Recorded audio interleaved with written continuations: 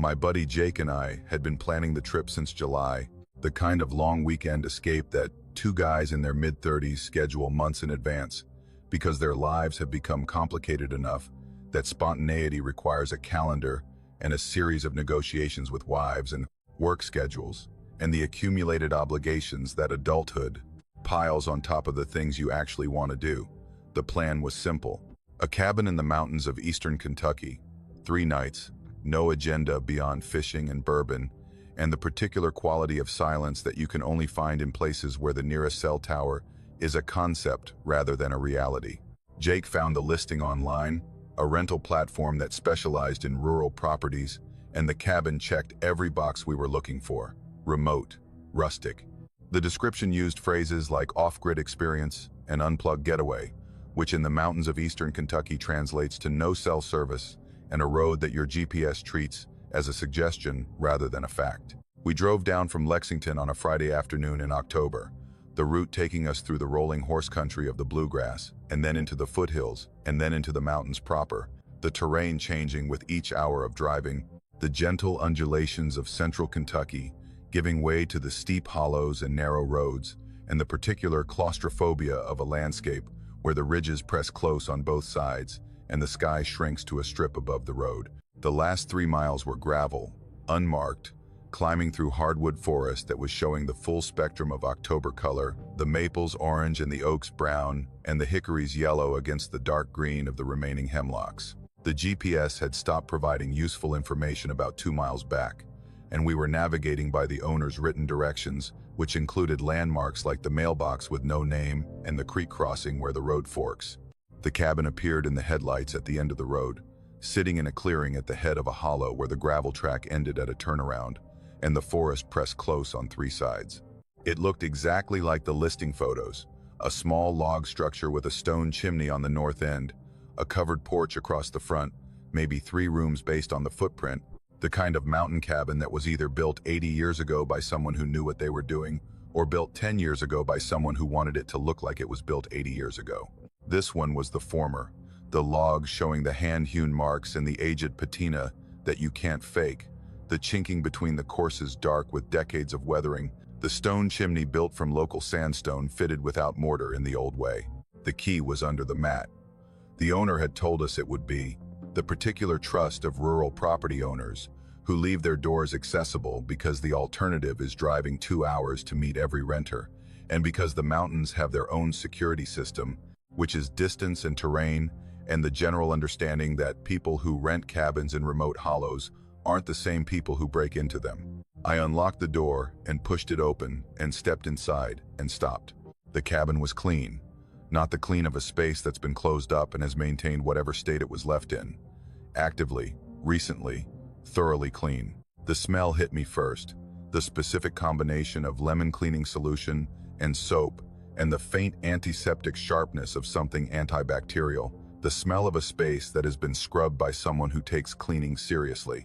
The floors were swept, the wide plank hardwood showing not a speck of dust or leaf debris, or the accumulated grit that settles on every surface in a mountain cabin between uses. The kitchen counters were wiped to a shine, the surfaces reflecting the beam of my flashlight with a particular gleam of recently cleaned laminate.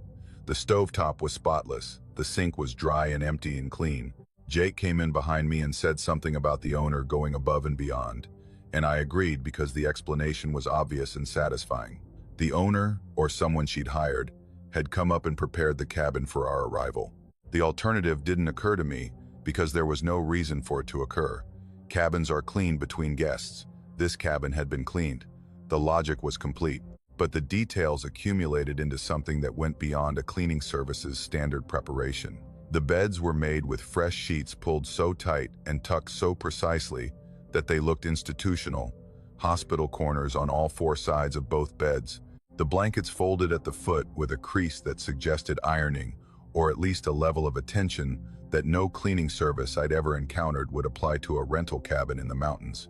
A dish towel hung from the oven handle, folded precisely in thirds, centered on the handle with a symmetry that was deliberate and specific. The wood stove had been laid with a fire, kindling arranged in a teepee over crumpled newspaper, with split wood stacked beside it, The configuration of someone who knew how to build a fire and who wanted whoever arrived next to be able to light one immediately.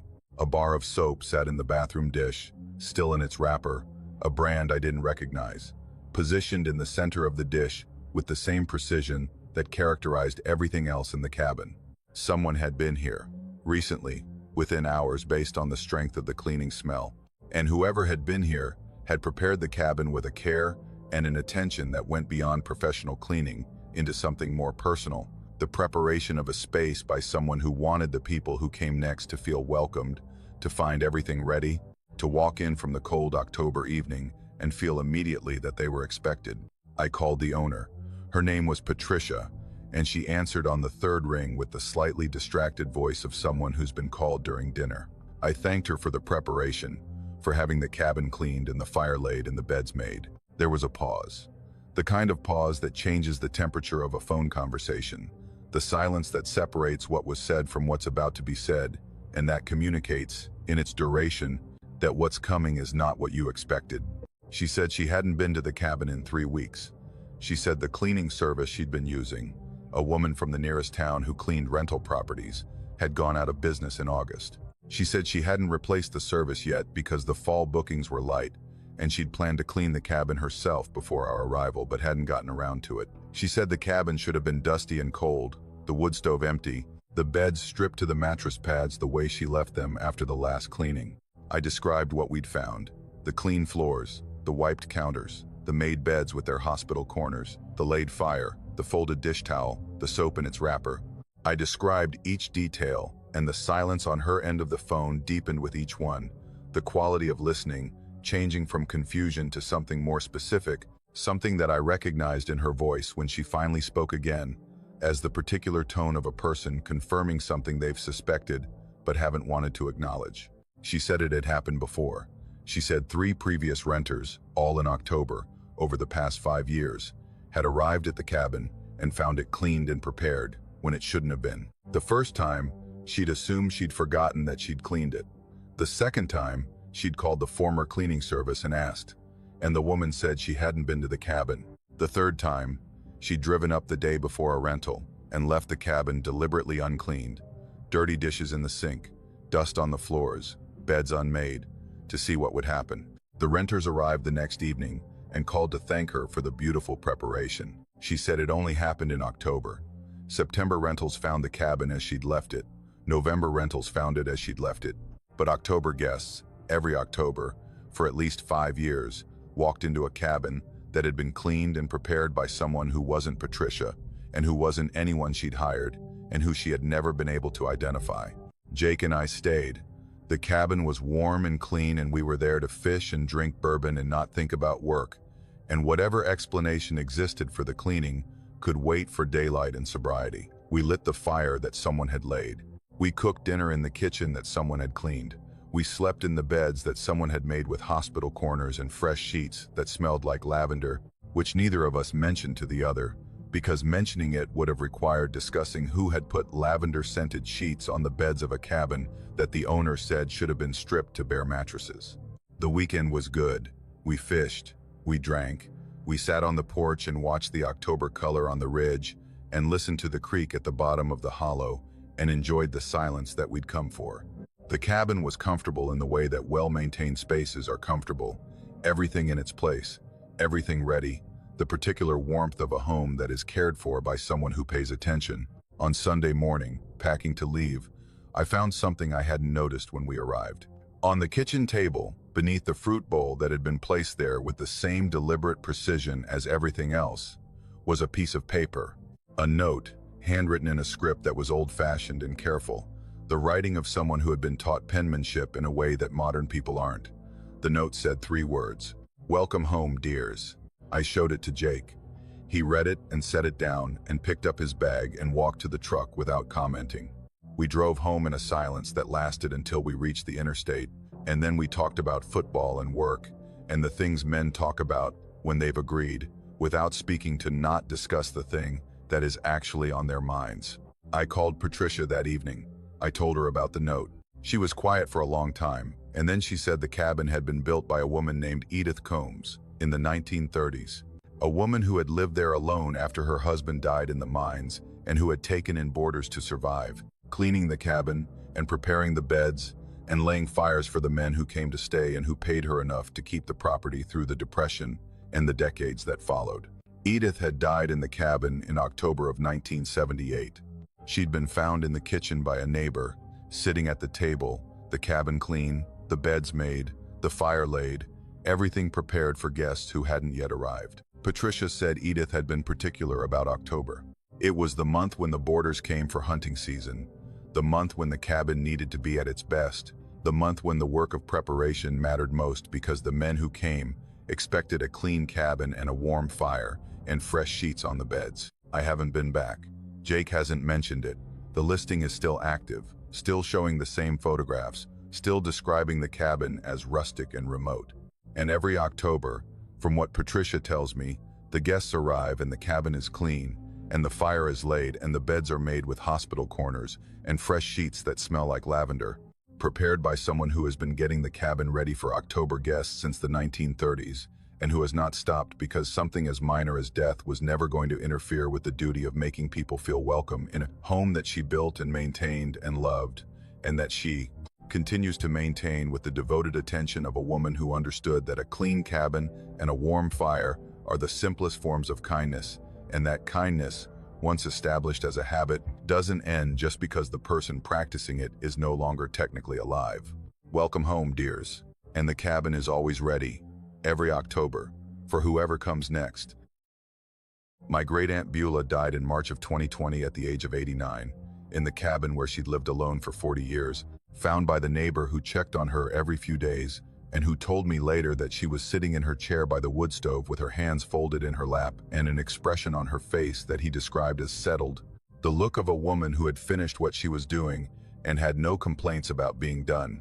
She'd outlived her husband by 4 decades, and had spent those decades in the cabin he'd built for them in 1958 on a piece of land in the mountains of Southwest Virginia that the family had owned since before the Civil War, maintaining the property and the structure with the fierce independence of a woman who could split wood and mend a roof and kill a copperhead with a hoe, and who considered offers of help to be either insulting or suspicious depending on who was offering. The cabin came to me because I was the only family member who wanted it, the same pattern that governs the transmission of mountain property across generations, the real estate passing to whoever is willing to accept the burden of a structure that is too remote to be convenient and too old to be comfortable and too loaded with family history to demolish. I wanted it. I'd spent summers there as a child, sleeping on the porch, swimming in the creek, learning from Beulah the particular skills that mountain women of her generation possessed, and that they passed on not through instruction, but through the silent expectation that you'd watch and learn, and keep up. The cabin was a dog trot, the traditional Appalachian design of 2 log rooms separated by an open breezeway, a form that predates air conditioning by providing cross-ventilation through the central passage, and that gives each room its own entrance and its own function, one side for sleeping and one side for cooking and living. The structure sat on stone piers, the hand-stacked columns of field stone that mountain builders used to elevate a cabin above the ground, compensating for the slope by making the downhill piers taller than the uphill ones, creating a crawl space beneath the building that was open on all 4 sides, unenclosed, the bare ground visible beneath the floor from anywhere around the cabin's perimeter. I came up on a Friday in April, the first warm weekend after Beulah's death, to assess the property and begin the process of deciding what to do with it. The cabin was, as she'd left it, clean and orderly, the surfaces wiped, the floor swept, the wood stove cold but cleared of ash, the particular neatness of a woman who maintained her space with a discipline that didn't relax for illness or age. Her belongings were sparse, the accumulation of a person who kept what she needed and discarded what she didn't, and sorting through them took less time than I'd expected. By Saturday evening, I'd boxed the personal items and cleaned the kitchen and changed the sheets on the bed, and decided to spend the night in the bedroom that had been hers for 62 years. The bedroom was the south room of the dog trot, the warmer room, the one that caught the afternoon sun and that held heat into the evening. The bed was a double iron frame, positioned against the east wall, where Beulah had placed it when the cabin was built and where it had stood ever since. The floor was wide plank, probably chestnut, the boards fitted tight and smooth, worn to a polish by decades of bare feet, and the particular patina that old wood develops when it's walked on and cleaned, and walked on again, until the grain rises, and the surface takes on the warm sheen of something that has been touched by human contact for a very long time. I went to bed around 10. The cabin was quiet, the mountain quiet that Beulah had lived in for 40 years, the sound of the creek at the bottom of the hollow, and the occasional owl and the rustle of wind in the trees that grew close to the cabin on 3 sides. I lay in Beulah's bed and listened to her silence, and felt the particular mix of grief and comfort that comes from being in a dead person's space, surrounded by the physical evidence of their life, sleeping where they slept, hearing what they heard. The movement started around midnight. It came from beneath the floor, not from outside the cabin, not from the breezeway or the porch or the yard. From directly below me, from the crawl space beneath the bedroom, from the 2-foot gap between the underside of the floorboards and the bare ground that the stone piers elevated the cabin above. The first thing I registered was pressure, not sound but pressure, a subtle upward flexing of the floorboards beneath the bed, the kind of deformation you feel when something heavy is pressing against the underside of a surface. The mattress transmitted it to my body as a slight rise, barely perceptible, as if the floor beneath the bed had taken a breath and expanded a fraction of an inch before settling back. Then the sound, something moving beneath the floor with a slowness that was deliberate rather than cautious, the pace of an organism that was not hurrying because hurrying was not necessary, that was moving through the crawl space beneath my bed with the measured patience of something that had been doing this for a long time and that had no schedule to keep. The sound was not the scrabbling of raccoon claws or the slithering drag of a possum's body or any of the sounds that animals make when they occupy the spaces beneath human structures. This was heavier, denser, the sound of something with significant mass moving across the dirt floor of the crawl space, the body pressing upward against the floorboards as it moved, the weight sufficient to flex boards that were nailed to hand-hewn joists and that should have been rigid under anything short of a human walking on them. I lay still. The movement continued, the sound tracking from the south wall toward the center of the room, directly beneath my bed, the pressure on the underside of the floor following the sound, the boards flexing upward in sequence as whatever was below me passed beneath them. I could feel it in my body, through the mattress and the frame and the boards, a rolling wave of slight upward pressure that moved from my feet toward my head as the thing beneath me traveled from one end of the bed to the other. It stopped beneath my pillow. The pressure held. The floor flexed upward by perhaps a quarter inch, the boards pressing against the underside of the bed frame with enough force that I could feel the mattress tilt slightly, the head end rising almost imperceptibly.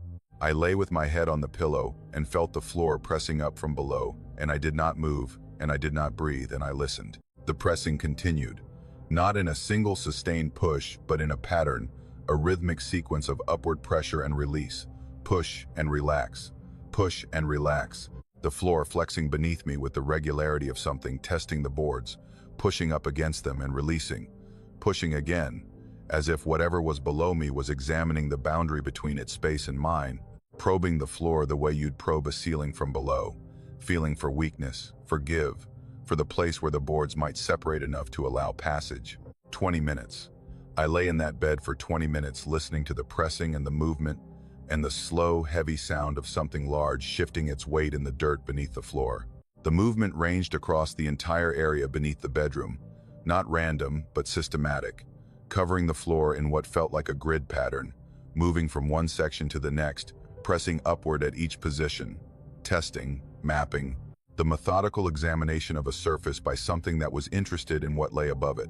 It stopped the way it started, without transition, without a sound of departure. One moment the floor was flexing and the movement was audible, and the next the cabin was still, the boards flat, the sound gone, the crawl space holding whatever silence crawl spaces hold in the middle of a mountain night.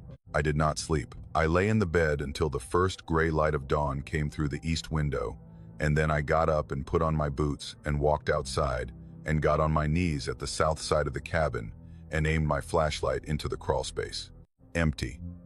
The bare dirt floor of the crawl space extended in the dim light from the cabin's perimeter to the stone piers in the center, the surface showing the undisturbed texture of ground that has been sheltered from rain and wind for 60 years.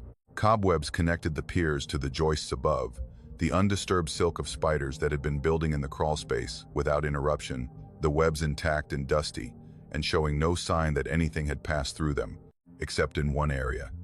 Directly beneath the bedroom, in the section of crawl space that corresponded to the area where I'd felt the movement and the pressing, the cobwebs were gone, cleared. The joists and the underside of the floorboards in a path about 2 feet wide were clean, the webs swept away, the dust that should have coated the wood absent, the surface showing the bare grain of chestnut that hadn't been exposed to air in decades.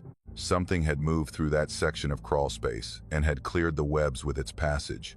Something wide enough to clean a 2-foot path through the accumulated silk and dust of years of undisturbed spider occupation. But the dirt floor beneath the cleared path showed no tracks. No prints, no drag marks, no disturbance of any kind. The ground was as smooth and as undisturbed as the ground on either side of the cleared area. Whatever had moved through the crawl space and cleared the webs from the joists had done so without contacting the ground, without leaving any impression in the dirt, as if it had moved through the space between the floor and the earth without touching either the floor above or the ground below, suspended in the gap, pressing up against the boards from a position that the dirt floor did not record. I called Beulah's neighbor, an old man named Clarence who'd lived in the hollow his entire life and who'd known Beulah for 50 years. I asked him, carefully, whether Beulah had ever mentioned anything about the crawl space, anything about sounds at night, anything about the cabin behaving in ways that cabins don't normally behave. He was quiet for a long time, the mountain quiet that people produce when they're deciding how much truth to share with someone who might not be ready for it. Then he said Beulah knew. He said she'd known for years. He said she'd told him once, a long time ago, that something lived under the cabin and that it came up against the floor at night and that she'd learned to live with it the way you learn to live with anything that shares your space, and that doesn't mean you harm. He said she told him it pressed up against the floor beneath her bed every night, and that over the years, the pressing had become familiar, expected, part of the routine of living in that cabin. He said she described it as company, the particular company of something that was below you when you slept, something that came to the underside of your floor every night and pressed against the boards and lay there until morning, not trying to get through, not trying to break the boundary between its space and yours, just pressing up, making contact, reminding you through the boards and the mattress and your sleeping body that you were not alone. I've been back to the cabin many times. I sleep in Beulah's bed.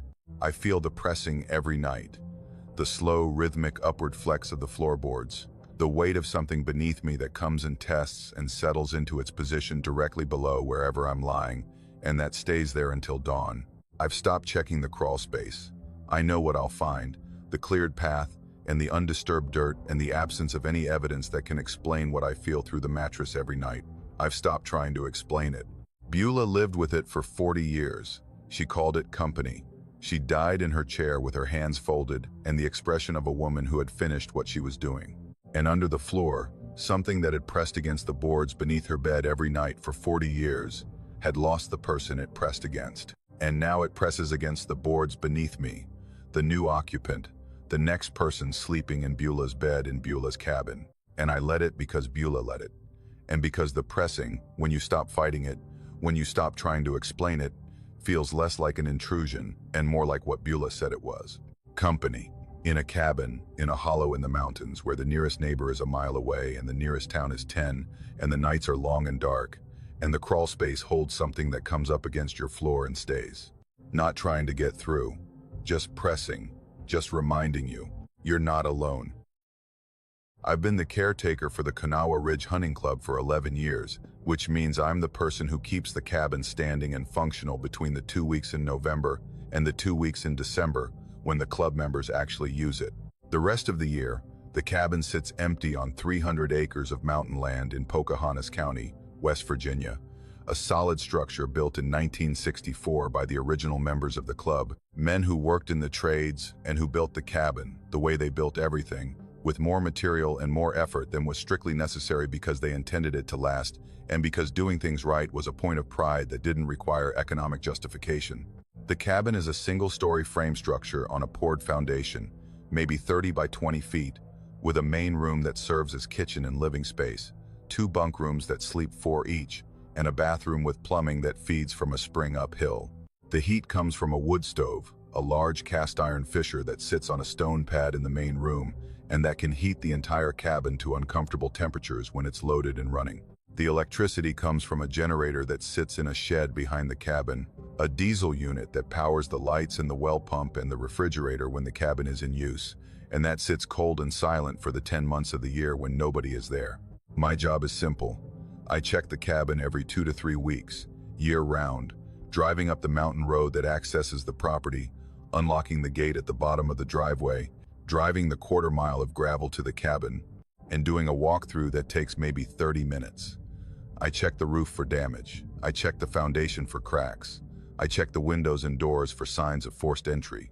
I check the interior for water damage and animal intrusion and the general condition of a building that is trying to deteriorate and that I'm trying to prevent from deteriorating. I carry the only key to the cabin's deadbolt, a key that the club president gave me 11 years ago and that has not been duplicated because the club is particular about who has access to their property. November of 2022. A Tuesday, mid-morning, the weather cold and overcast, the kind of gray November day that the West Virginia mountains produce when the clouds sit on the ridges and the light is flat and the forest looks like a charcoal drawing. All contrast removed, the trees dark against a sky that is the same shade of gray from horizon to horizon. I drove up the mountain road, unlocked the gate, drove to the cabin. Everything looked normal from the outside. The door was closed. The windows were intact. The woodpile beside the cabin was stacked and covered with a tarp, the way I'd left it on my previous visit 3 weeks earlier. No tire tracks in the driveway, except my own, from the current visit and from the previous one, now faded but visible. No footprints around the building, no sign that any person had been to the cabin since I'd last checked it. I unlocked the deadbolt. The key turned smoothly, the bolt retracting the way it always did, the mechanism showing no sign of having been tampered with or forced. I pushed the door open and stepped inside. The cabin was warm. Not the ambient warmth of a building that's been sitting in the sun, which wouldn't have applied on a day when the sun hadn't shown itself. Not the residual warmth of a well-insulated structure, holding the heat of a previous day's temperature. Warm. Actively, currently warm, the air in the cabin at a temperature that I estimated at about 65 degrees, against an outside temperature of maybe 32, a differential that required a heat source, a sustained heat source, something that had been producing warmth for hours. The wood stove. I could feel it from the doorway, the radiant heat of cast iron that has been absorbing and emitting thermal energy, the particular quality of warmth that a wood stove produces, dry and even, and carrying the faint smell of wood smoke that is the signature of combustion in an enclosed firebox. I walked to the stove and held my hand near the surface without touching it. Hot, not dangerously hot, not the surface temperature of a stove that's running at full capacity, but hot enough to confirm what the room temperature had already told me.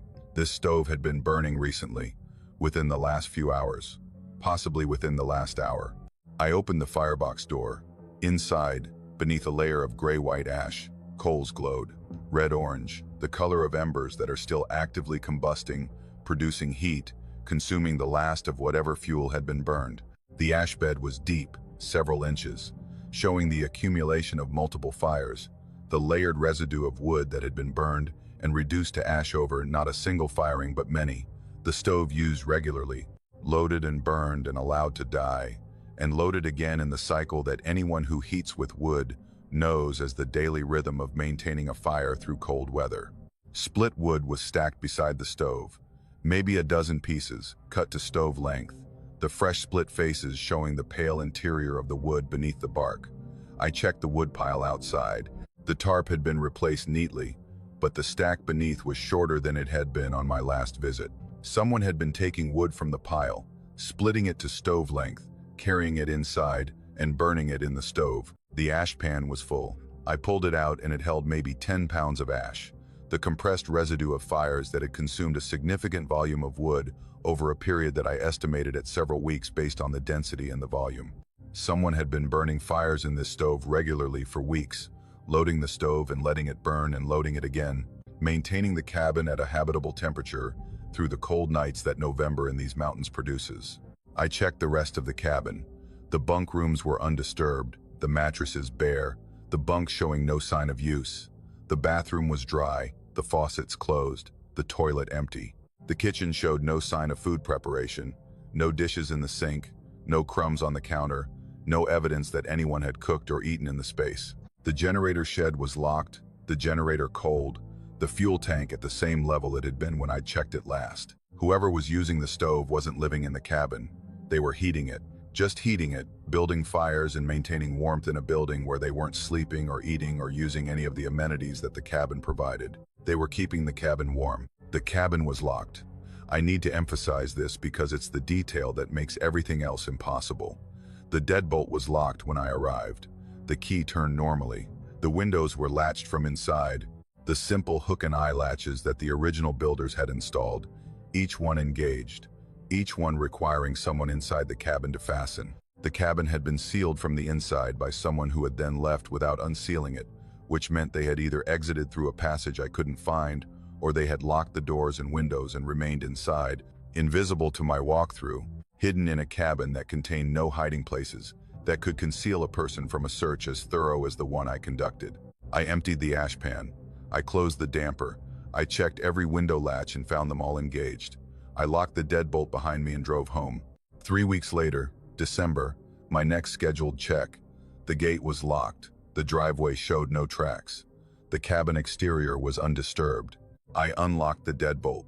The cabin was warm. The stove was hot. The firebox held fresh coals. The ash pan was full again.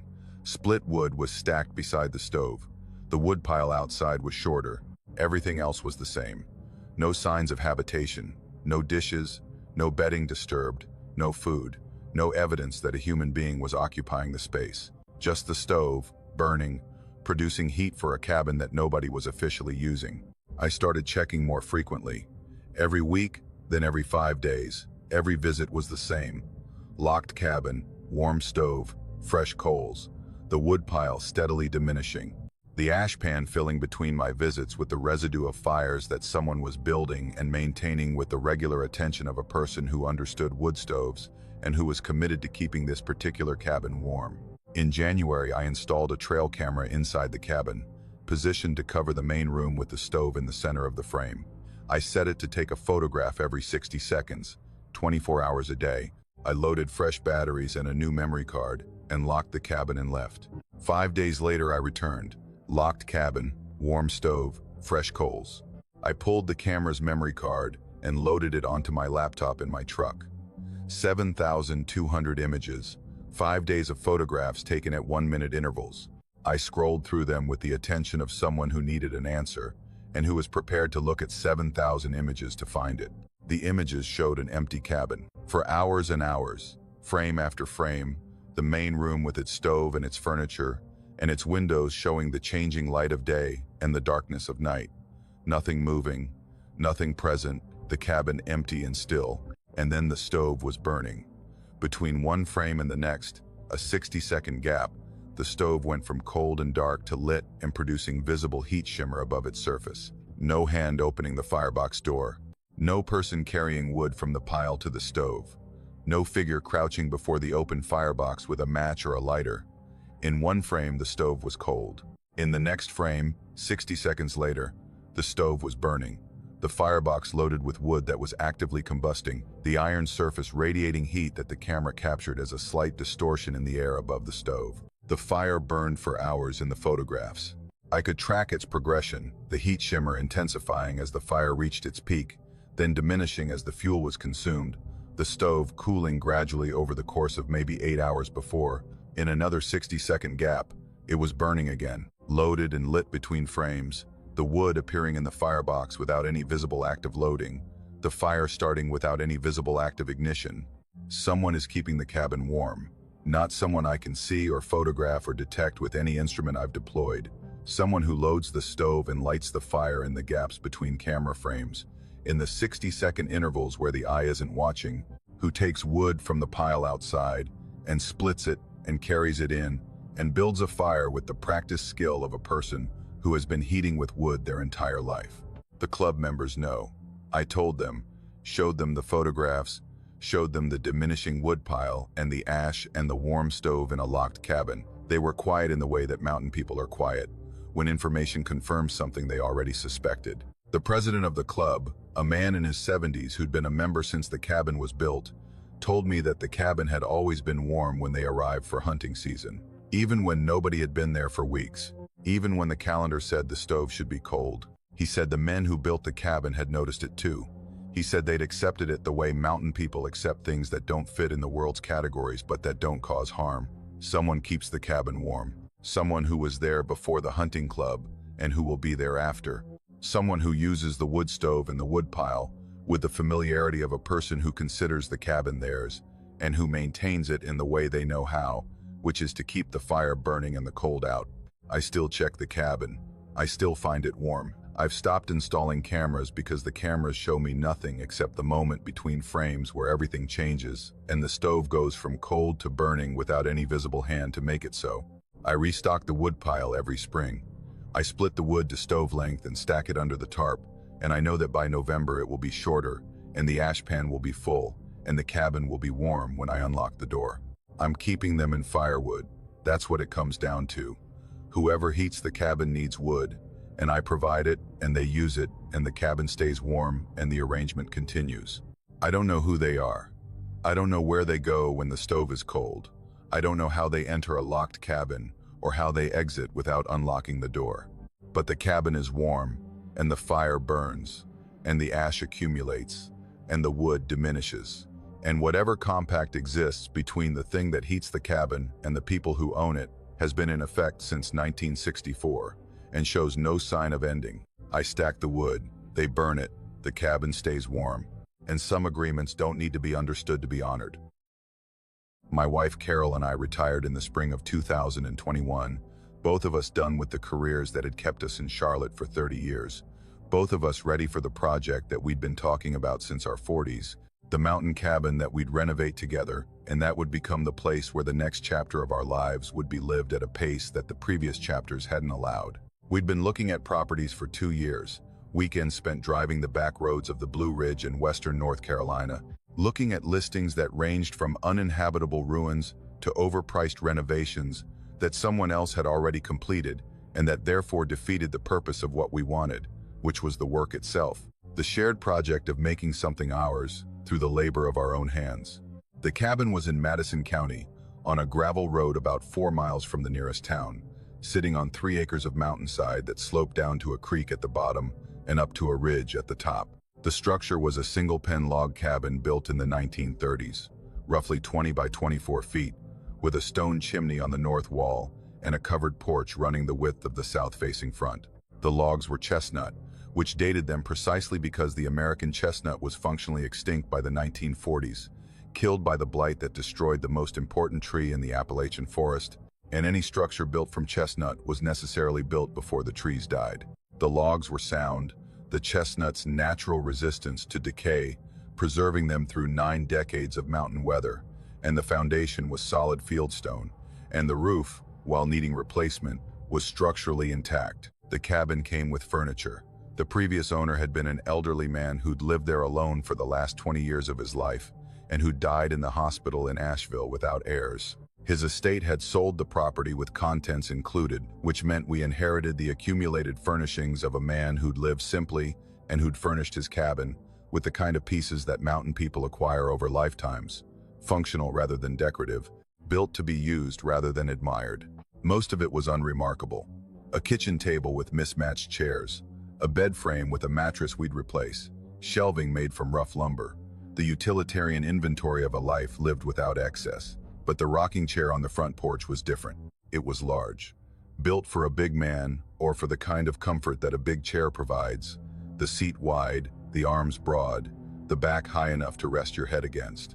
The wood was chestnut, the same species as the cabin's logs, and it had been worked with skill, the joints fitted with precision that said the maker understood wood and understood how a chair would be used. The seat was woven, hickory bark strips in a pattern that was tight and even, and that had been replaced at least once based on the slight difference in color between the center strips and the edges.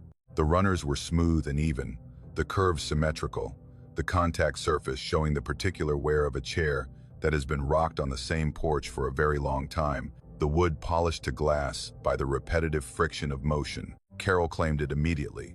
She sat in it the first evening we were at the cabin, while I was inside unpacking, and when I came out to the porch with 2 glasses of wine, she was rocking with the satisfied expression of a woman who has found her place in a new home and who intends to occupy it thoroughly.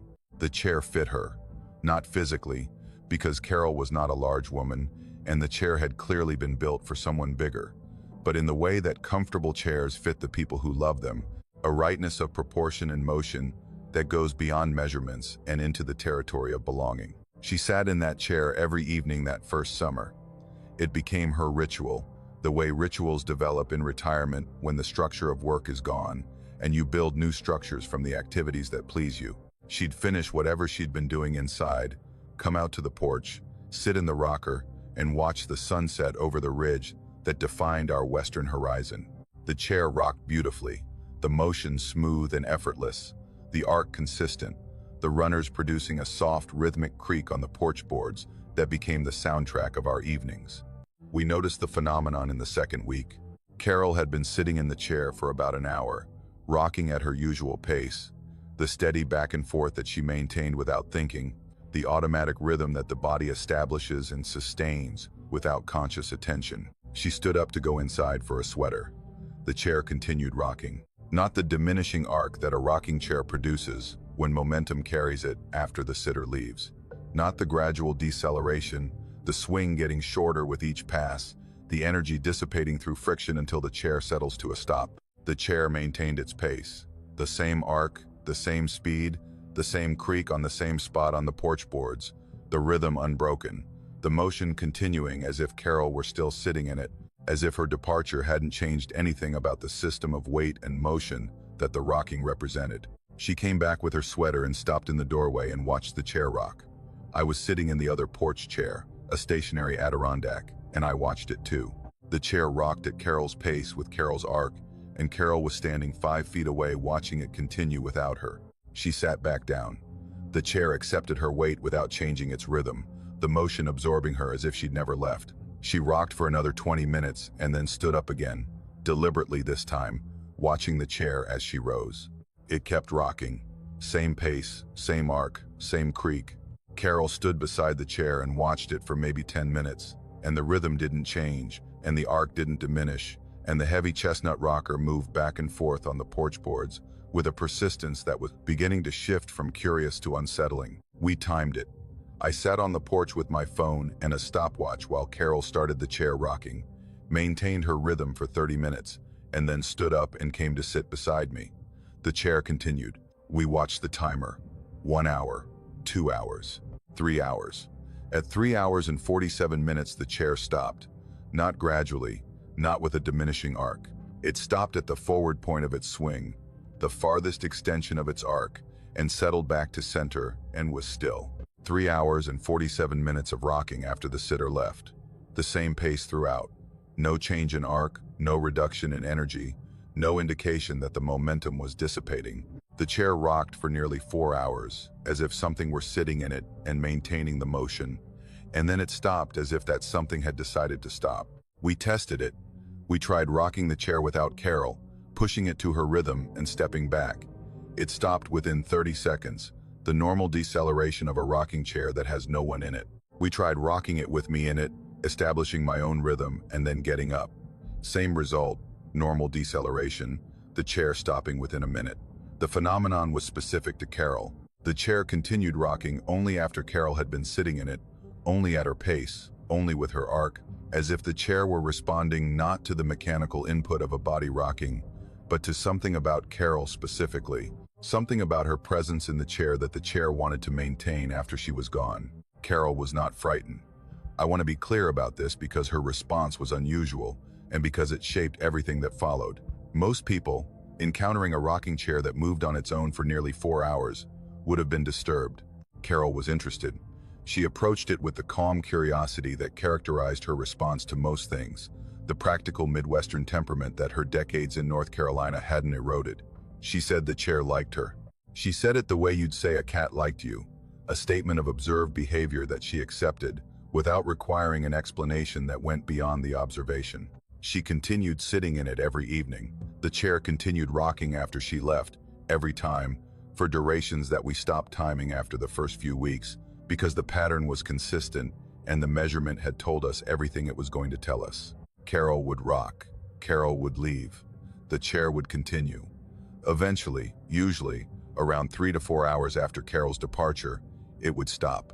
The porch boards beneath the runners began to show accelerated wear. The spots where the runners contacted the wood, the same 2 points on each pass, were wearing into grooves that were deeper than 90 years of previous rocking had produced. The chair was rocking more than it ever had, the additional hours of motion after Carol's departure adding wear that accumulated faster than the wood could withstand. I pointed this out to Carol. She said we'd replace the boards when we needed to. She wasn't willing to stop sitting in the chair, and she wasn't willing to move the chair off the porch, and she had decided, without discussion, that whatever the chair was doing was not something she wanted to prevent. In September of that first year, I came onto the porch at dawn, and the chair was rocking. Carol was asleep in bed. Nobody had sat in the chair since the previous evening. The chair was rocking at Carol's pace, Carol's arc, the same rhythm she always used, the runners creaking on the boards with the familiar sound that had become the background music of our evenings. It had been rocking all night, or had started rocking at some point during the night, maintaining the motion of a sitter who was in bed on the other side of the cabin's wall. I watched it for a long time. The chair rocked in the morning light with the steady patience of something that had found its rhythm and was content to maintain it, the heavy chestnut frame moving with an authority that said this was not random motion, not a breeze, or a vibration, or any mechanical explanation. The chair was rocking because something was rocking it, something that had been rocking it since Carol first sat down and established the rhythm that the chair now maintained on its own, with or without her, in the mornings and the evenings, and apparently through the nights. I asked around in town, carefully, the way you ask about things in mountain communities. The man at the hardware store knew the cabin and knew the previous owner. He said the old man had built the chair himself, built it for his wife who'd loved rocking on the porch and who died in 1987 and whose death the old man had never fully absorbed. He said the old man had continued to set a place for her at the table and to keep her side of the bed made and to sit in the stationary chair on the porch while the rocker sat empty beside him, rocking sometimes on windless evenings with a rhythm that the old man never commented on and that the neighbors had learned not to mention. The chair had been rocking for someone who wasn't there since 1987. 34 years of motion without a sitter, the chair maintaining the rhythm of a woman who died and whose husband had preserved her place in every room of the cabin, including the porch where her chair continued to rock with the patient persistence of something that her death hadn't stopped. And now Carol sat in it, and the chair rocked for Carol the way it had rocked for the woman who'd owned it, maintaining the rhythm after the sitter left, extending the presence of the person it held beyond the physical limits of their occupation. Carol still sits in the chair every evening. The chair still rocks after she leaves. And on mornings when I come to the porch and find it rocking with no one in it, I don't time it anymore. I don't try to explain it.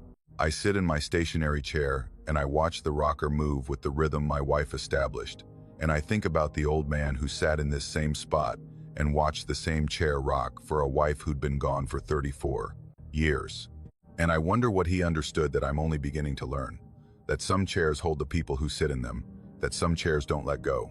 That the rhythm you establish in a rocking chair that was built with love and used with love is not yours to take back when you stand up, because the chair has learned it, and the chair will keep it, and the chair will rock with your rhythm long after you've gone inside and gone to bed and gone wherever people go when the rocking stops. The chair is still on the porch. It rocks every evening. It rocks some mornings. And Carol sits in it and rocks and watches the sunset and stands up and goes inside, and the chair continues. Back and forth, back and forth. The runners creaking on the boards with the sound of something that has been loved enough to refuse to be empty. I quit my teaching position in August of 2022 to write a book. That sentence contains both the most courageous and the most reckless decision I've ever made, depending on which hour of which day you asked me about it during the 3 months that followed. I was 38, single, carrying enough savings to sustain about 6 months of unemployment, and possessed of the particular conviction that writers develop when they've been working on something for years, in the margins of a life that doesn't leave enough margin for the work to get done properly. The book needed isolation, not the manufactured isolation of noise-canceling headphones in a coffee shop, not the weekend retreat isolation of a writing conference. Real isolation, the kind that restructures your relationship with your own mind, that strips away the social performance of daily life and leaves you with nothing but the work and the silence and whatever you produce when there's nobody around to perform for. The cabin was arranged through a friend of a friend, a man named Garland who owned property in the mountains of eastern Tennessee near the town of Cosby, and who had a small structure on the land that he occasionally rented to people who needed what it offered, which was remoteness. The cabin was about 5 miles from Cosby by gravel road, the last 2 miles of which were barely a road at all, a track through forest so dense that the canopy blocked the sky even in January when the hardwoods were bare, the hemlocks and the rhododendron maintaining a perpetual canopy that kept the road in shadow regardless of the season. The cabin itself was small, maybe 600 square feet, 1 bedroom, a kitchen with a propane stove and a gravity-fed water system, a bathroom with a composting toilet, and a main room with a wood stove, and enough space for the desk that I positioned facing the window that looked out at the ridge to the east. I arrived in October, and I set up the desk, and I started writing, and for the first month, the work went well. The isolation did what isolation is supposed to do, clearing the noise, sharpening the attention, creating the conditions in which the particular kind of focus that writing requires can establish itself and sustain. I wrote 8 hours a day minimum, the discipline of someone who had bet their financial stability on the ability to produce a manuscript in 6 months. The cabin was quiet, the mountains were quiet, the days settled into a rhythm of work and walks, and the wood stove and the particular contentment that comes from doing the thing you're supposed to be doing in a place that supports the doing of it. The second month was when the writing appeared on the window. I need to describe the window because the window matters. It was a standard double-hung window, maybe 3 feet wide and 4 feet tall. The glass old but not antique, probably replaced at some point in the last few decades. It faced east, which meant it caught the morning sun when there was sun, and which meant, more relevantly, that on cold mornings the temperature differential between the heated interior and the cold exterior produced condensation on the inside surface of the glass, the fine layer of moisture that forms when warm, humid air contacts a cold surface. I noticed it on a Tuesday in November, the first really cold morning of the season. I sat down at the desk around 6, before the wood stove had fully heated the room, and I looked at the window and saw that the condensation on the glass had letters in it. Not vague suggestions of letters, not the pareidolia patterns that the brain manufactures from random visual noise. Letters, small, neat, formed with the precise strokes of someone who knew how to write in a particular style. The letters, maybe half an inch tall, arranged in a horizontal line across the lower third of the window at approximately the height where a person standing in front of the glass would write if they were using the condensation as a medium. The letters formed a name, a first name, 5 letters, written in a script that was not mine, and that I stared at for maybe 30 seconds before the warming air began to dissipate the condensation, and the name faded and was gone. I sat at my desk and I looked at the window where the name had been, and I told myself that I had seen a pattern in the condensation, and that my brain had interpreted the pattern as a name because brains interpret patterns as meaningful things. That's what brains do. I told myself this, and I believed it with the particular conviction of someone who needs to believe it, because the alternative is believing that a name appeared in the condensation on the inside of a window in a cabin where I live alone, 5 miles from anyone. The next morning, another name, different name, same handwriting, same position on the glass, same small, neat letters formed in the condensation, with the precision of someone who was writing deliberately rather than randomly. I photographed it before it faded, holding my phone up to the glass and capturing the letters in the morning light. The photograph showed what my eyes had shown me, a name written in condensation on glass, clear and legible and undeniable. I checked the glass. I cleaned it with glass cleaner and paper towels, wiping the interior surface thoroughly, removing any residue that might create hydrophobic patterns in the condensation, any oil or substance that would cause moisture to bead or avoid certain areas, and thereby create the impression of letters. The glass was clean. I cleaned it again. I cleaned it a third time, with a different cleaner, until the surface squeaked under my finger and showed no trace of anything but glass. The next morning, a new name. Same handwriting, same position, same clarity, written in condensation on glass that I had cleaned 3 times the day before, and that held no residue or substance that could explain the formation of letters in the moisture. The names continued. Every morning, one name, appearing in the condensation on the inside of the window, written in a hand that was consistent from day to day, and that was not mine. I documented them all. I photographed everyone. I started a list in my notebook, recording the name and the date and the conditions, the temperature differential, the humidity, the position of the letters on the glass. I was treating it as data because treating it as data was the only way I could continue to function in a cabin where the window wrote names every morning. The handwriting was distinctive, small, precise, with a slight rightward lean, and the particular formation of certain letters that handwriting analysts use to identify individuals. The lowercase a was always closed, the loop tight. The lowercase e was formed in a single stroke, rather than the two-stroke method. The capital letters, when they appeared at the beginning of names, showed a flourish at the base that was consistent and characteristic. One person's handwriting, appearing day after day on a window that nobody touched. I tried to identify the names. Some were common enough that identification was impossible without context. Thomas, Margaret, William, Ruth. Others were less common and might have been traceable if I'd known where to look. I searched county records. I searched census data.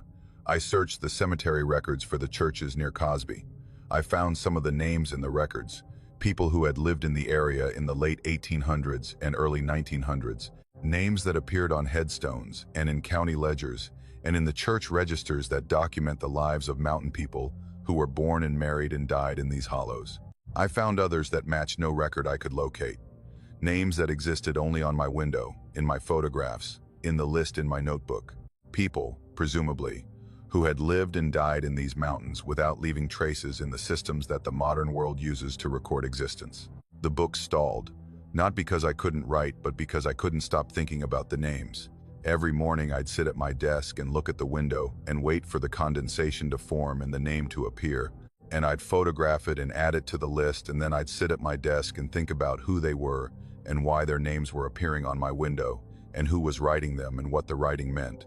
By December, I'd collected 47 names. 47 mornings, 47 names, each one written in the same precise handwriting on the inside of a window in a cabin where I was the only occupant and where the glass showed no evidence of any substance that could produce letters in condensation. I left in January.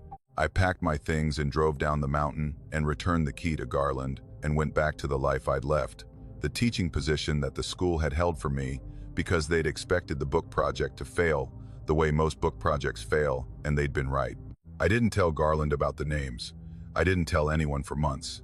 I carried the photographs on my phone and the list in my notebook and the particular weight of 47 names that I couldn't explain, written by a hand I couldn't identify, on a window in a cabin in the mountains where the closest neighbor was 5 miles away, and the closest explanation was further than that. I went back once.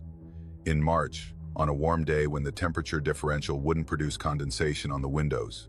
I unlocked the cabin and walked in, and it was exactly as I'd left it, the desk still facing the window, the wood stove cold, the room holding the particular emptiness of a space that is not currently occupied. I stood at the window and looked at the glass, clean, clear, showing nothing but the ridge beyond, and the sky above, and the forest that pressed close on every side. But I put my face close to the glass and breathed on it, creating a small patch of artificial condensation with my breath, the way you breathe on a mirror to fog it. And in the fog, before it faded, I saw the beginning of a letter. The downstroke of what might have been a capital letter, formed in the moisture of my breath, appearing on the glass as if drawn by an invisible finger that had been waiting for condensation to write in, patient and ready, the hand poised above the glass with a name prepared, and the only thing missing the medium to write it in. I stepped back. The condensation faded, the letter disappeared, and I left the cabin and locked the door and drove down the mountain, and I haven't been back.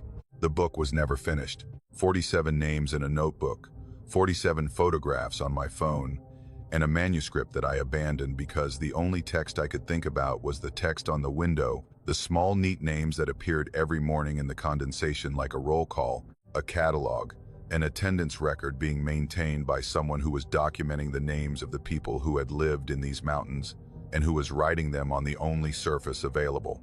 I don't know who writes them. I don't know whose names they are. I don't know if the writing continues in the cabin that sits empty on a mountainside 5 miles from Cosby. the condensation forming on cold mornings on a window that faces the ridge, the names appearing one by one in a handwriting that nobody is there to read. But I think it does. I think every morning the window holds a name, and every morning the warming air erases it. And the next morning another name appears, written by the same patient hand, in the same precise script, on glass that holds the letters only long enough for someone to read them before the warmth takes them away. And the list grows.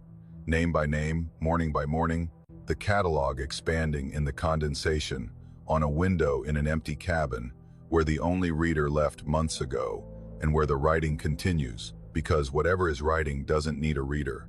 It needs the glass, it needs the cold, it needs the moisture, and the names. It always has another name. We should have turned around. That's the thing I keep coming back to, the decision that seems obvious from the safe distance of a year and a half, and that seemed impossible at the time for reasons that were practical, but that I suspect were also something else, something less rational, something that wanted us to stay in that cabin overnight, and that got what it wanted. There were 4 of us, myself, my brother David, and 2 friends, Mark and Sarah, who'd been hiking with us for years, and who were experienced enough in the backcountry that a 6-mile trail through the Smokies in March was well within their capabilities. We'd booked the cabin through the park's backcountry reservation system months in advance, one of the historic structures that the Park Service maintains for overnight use, an 1880s log cabin at the head of a hollow so remote that the trail to reach it was unmaintained for the last mile, the tread fading into forest floor as the hollow narrowed and the terrain steepened and the vegetation closed in, until you were navigating by the creek and by the occasional blaze that the Park Service had put on trees at intervals that grew further apart as the trail grew fainter. We arrived at the cabin around 4 in the afternoon, the March light already softening, the temperature dropping as the sun moved behind the ridge. The cabin sat in a small clearing where the hollow ended at a rock face, the forest pressing close on 3 sides, the creek running past the front of the structure with the steady murmur that mountain creeks maintain year-round. The cabin was log, hand-hewn, the construction showing the meticulous joinery of someone who understood that a cabin built at the head of a hollow needed to withstand everything the hollow would throw at it for generations. The door was closed but not locked. Backcountry cabins in the Smokies aren't locked. They're managed by the reservation system and the honor system, and the general understanding that if you've hiked 6 miles into the backcountry to sleep in an 1880s cabin, you've earned the right to be there.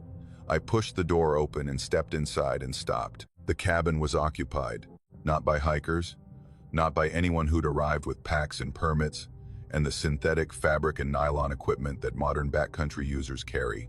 The cabin showed signs of habitation that looked nothing like recreational use, and everything like living, the settled, accumulated evidence of someone or multiple someones who had been occupying this space, not for a night or a weekend, but for weeks. The wood stove held ash, not the thin layer from a single fire, but deep ash, the layered accumulation of many fires built over many days, the bottom layers compressed and gray, the upper layers lighter, the firebox showing the particular geology of sustained use.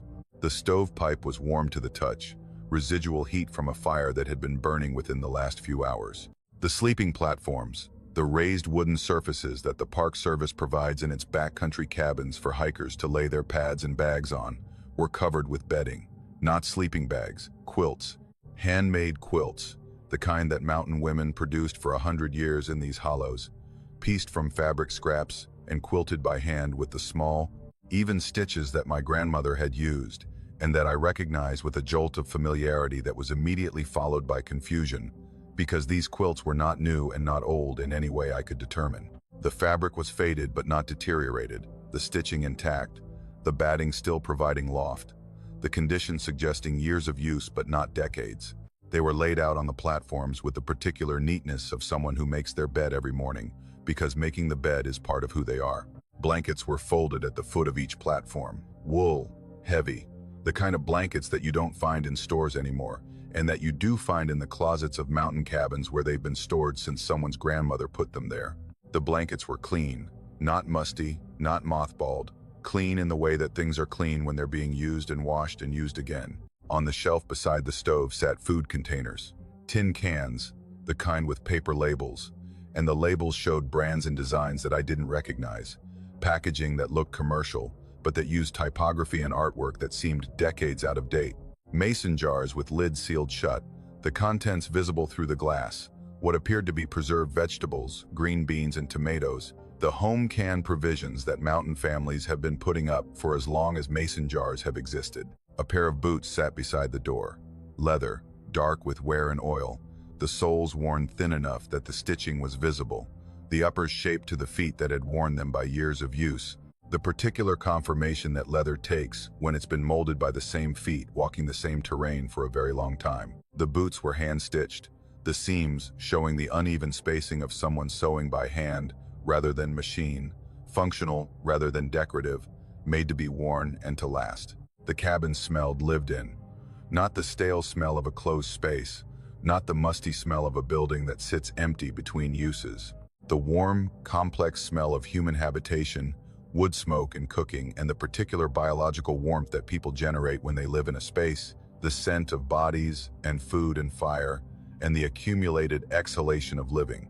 I stood in the doorway, and David stood behind me, and Sarah and Mark stood behind him, and none of us spoke for a long moment, because what we were looking at was so thoroughly unexpected and so thoroughly inconsistent with what a backcountry cabin in a national park should contain that the brain needed time to reclassify the experience from recreational hiking into something else entirely. We should have left. The cabin was clearly occupied by someone, and that someone was not us and was not anyone who had booked the cabin through the reservation system.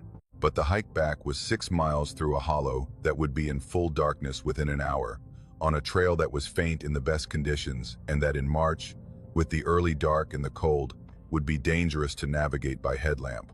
We were staying because the alternative was worse than the uncertainty of whatever we'd found. We moved the quilts aside. We laid out our own sleeping pads and bags on the platforms.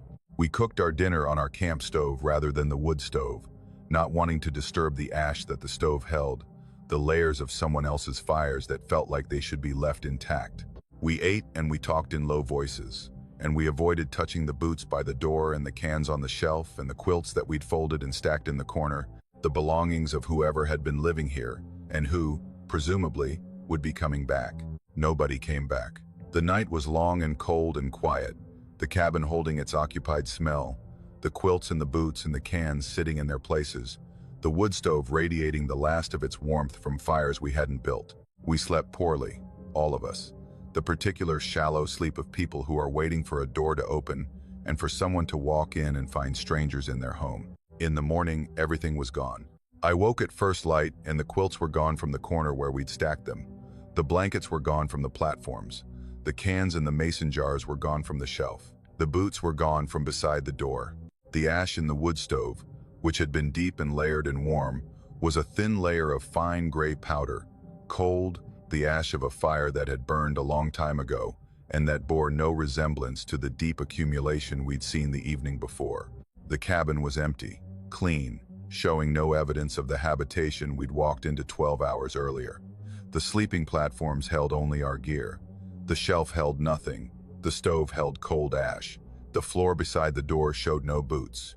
The air smelled like an empty cabin, wood and dust, and the faint mineral scent of stone. 4 of us had seen it.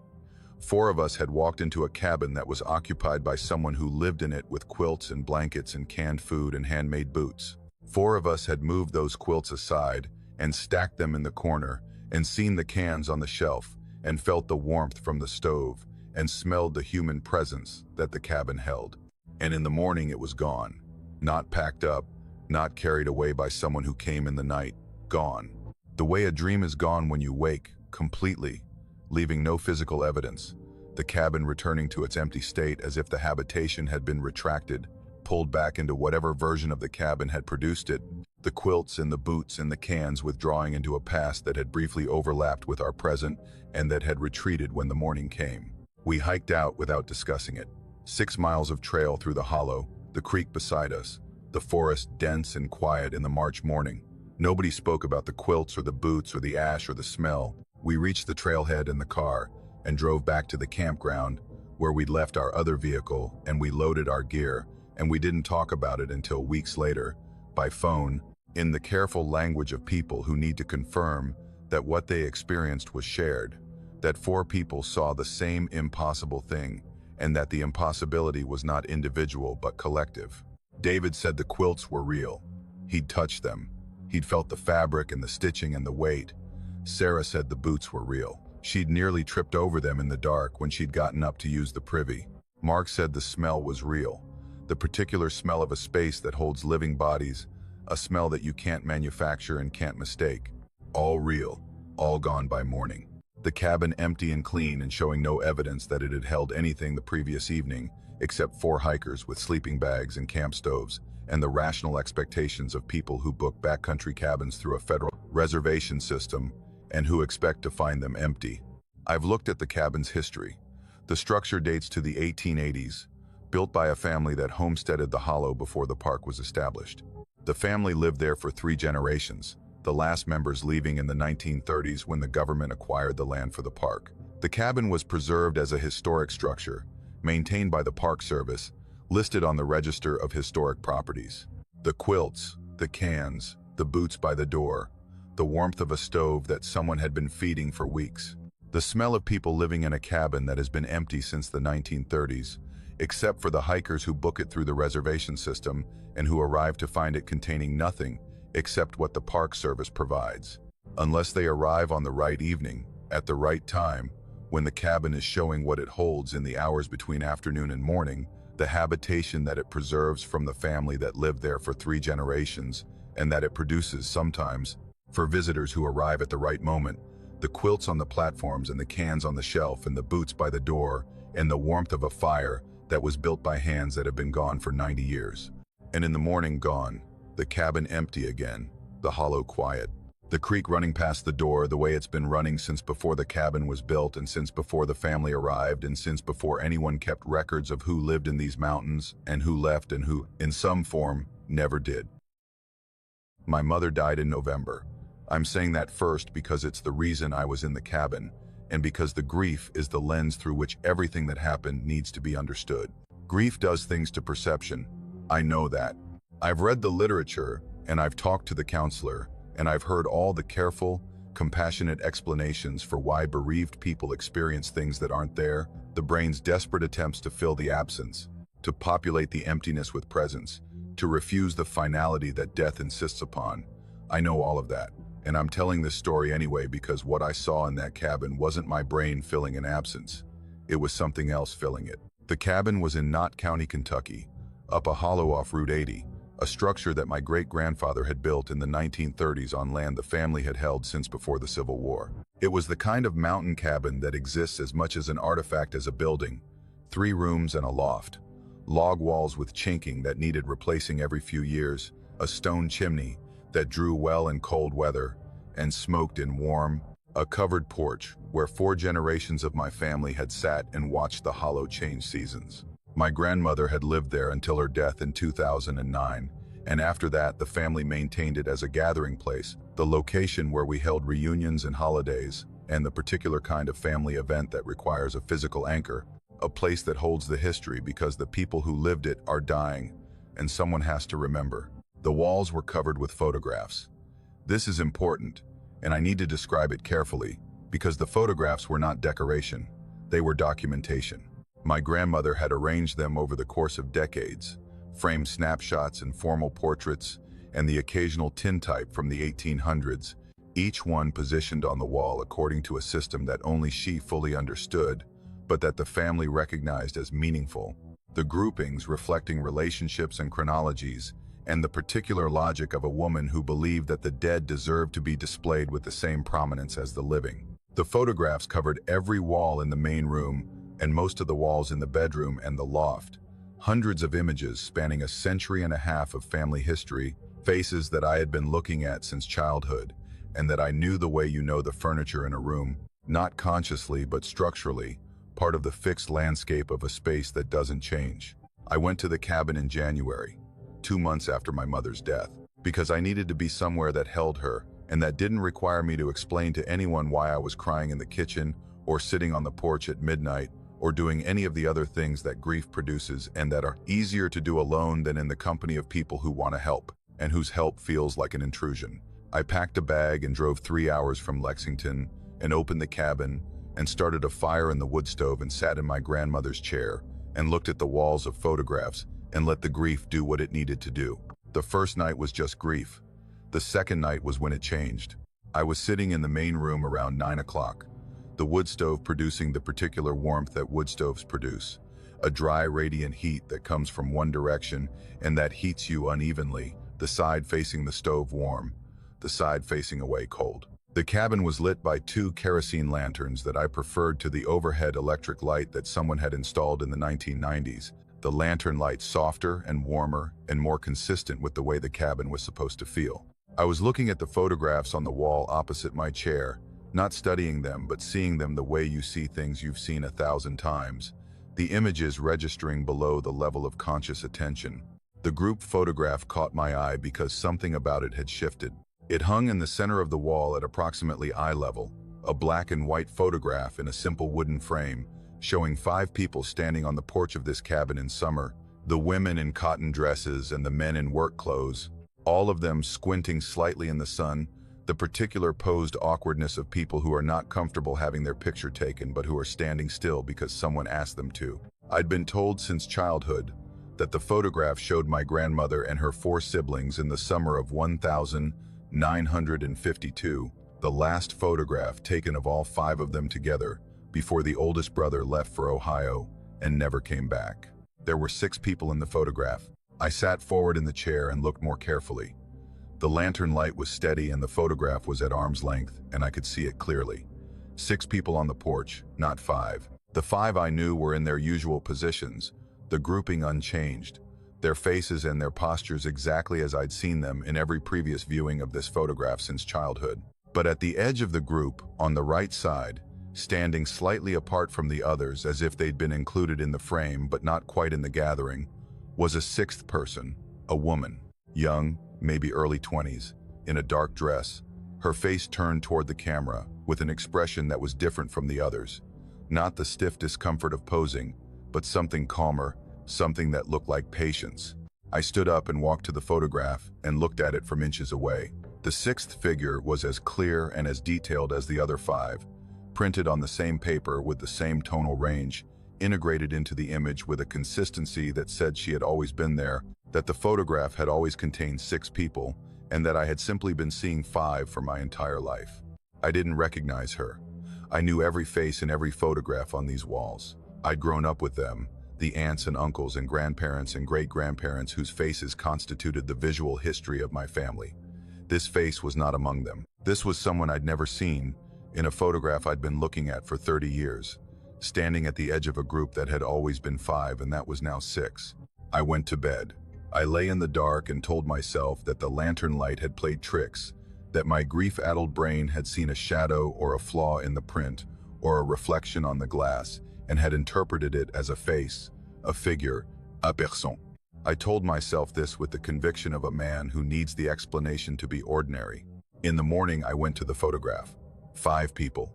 The group was as it had always been, my grandmother and her siblings. 1952, the porch of this cabin. 5 faces, squinting in the summer sun.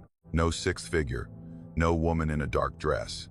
No one standing at the edge of the group with an expression of patience. 5 people in a photograph that had always contained 5 people. I checked every photograph on the wall. I went through them systematically, frame by frame, the entire collection, looking for anything that was different from what I remembered. Everything was correct. Every photograph showed what it had always shown, the faces and the groupings and the compositions that my grandmother had arranged, and that hadn't changed since her death. The third night, a different photograph, a formal portrait of my great-grandparents taken around 1910, the 2 of them seated in chairs with the rigid posture of people who are holding still for a long exposure. In the lantern light, the portrait showed 3 people. My great-grandparents in their chairs and behind them, standing, a figure that was partially visible at the edge of the frame, as if someone had been standing just behind the seated couple and had leaned into the composition enough to be captured. The figure was indistinct, more shadow than detail, but it was unmistakably a person, the outline of a head and shoulders visible against the studio backdrop. Morning, 2 people. My great-grandparents, seated, the space behind them empty, the backdrop showing nothing. The fourth night. A snapshot from the 1970s.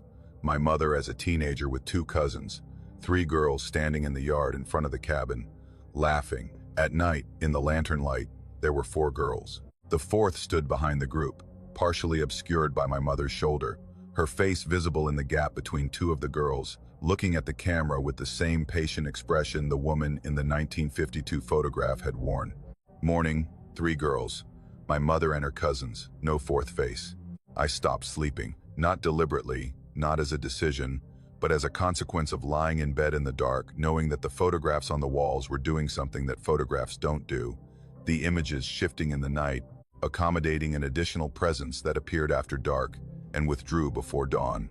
I lay in my grandmother's bed and listened to the cabin settle, and I thought about the face in the photographs, the patient expression, the position at the edge of the group, included but not quite belonging, and I wondered who she was and why she was appearing in photographs of my family and what she wanted from the images that she was inserting herself into while I slept. On the fifth night, I didn't look at the photographs. I kept my eyes away from the walls, focused on the wood stove, on the floor, on my hands. I couldn't keep it up. Around midnight, my gaze drifted to a photograph that hung beside the bedroom door, a picture of my mother at her wedding, 1984, standing with my father in front of the church in Hindman, both of them young and happy in the way that wedding photographs capture. Three people, my mother, my father, and behind them, standing at the church door, a woman in a dark dress watching the camera with an expression that I now recognize because I'd seen it 4 times, an expression that was not intrusion but attendance, the look of someone who was present at these moments, not as a participant but as a witness, someone who had been at these events and who the camera had captured, and who the photographs showed only when the light was low and the viewer was alone, and the conditions were right for seeing what was normally hidden. I left on the 6th morning. I packed my bag and closed the cabin and drove down the hollow, and I did not look at the photographs on the way out because I was afraid of what they'd show in the gray light of a January morning, afraid that the figure would still be there, that the night's editions would persist into daylight, that the woman in the dark dress would be standing in every photograph on every wall, patient and present, the witness who had always been there and who I had finally learned to see. I've been back to the cabin since. In summer, with family, in the bright light of long days when the photographs show exactly what they've always shown and nothing more. I look at the walls and I see the faces I've known since childhood, and I don't see the sixth figure, and I don't see the extra shadow, and I don't see the patient woman standing at the edges of my family's history. But I don't go alone, and I don't go in winter, and I don't look at the photographs by lantern light, because lantern light shows what daylight doesn't, and what daylight doesn't show is a woman who has been standing at the edges of my family's photographs for a century, attending our weddings and our reunions and our summers on the porch, present in every image if you know how to look, her face patient and her dress dark and her position always the same, at the edge, included but not quite belonging, the member of the family who no one remembers and who the photographs remember for us, in the dark, when the light is low enough to show what the daylight hides. The cabin was a project that my husband Tom and I had been planning since before we were married, the shared dream that couples build when they need something larger than the daily routine to orient their life toward. We'd found the property in 2019, 12 acres in the mountains of North Georgia near Ellijay, at the end of a road that climbed through second-growth hardwood to a clearing where the cabin sat with the patient exhaustion of a structure that had been standing for nearly a century and that hadn't been maintained for the last 20 years of that century.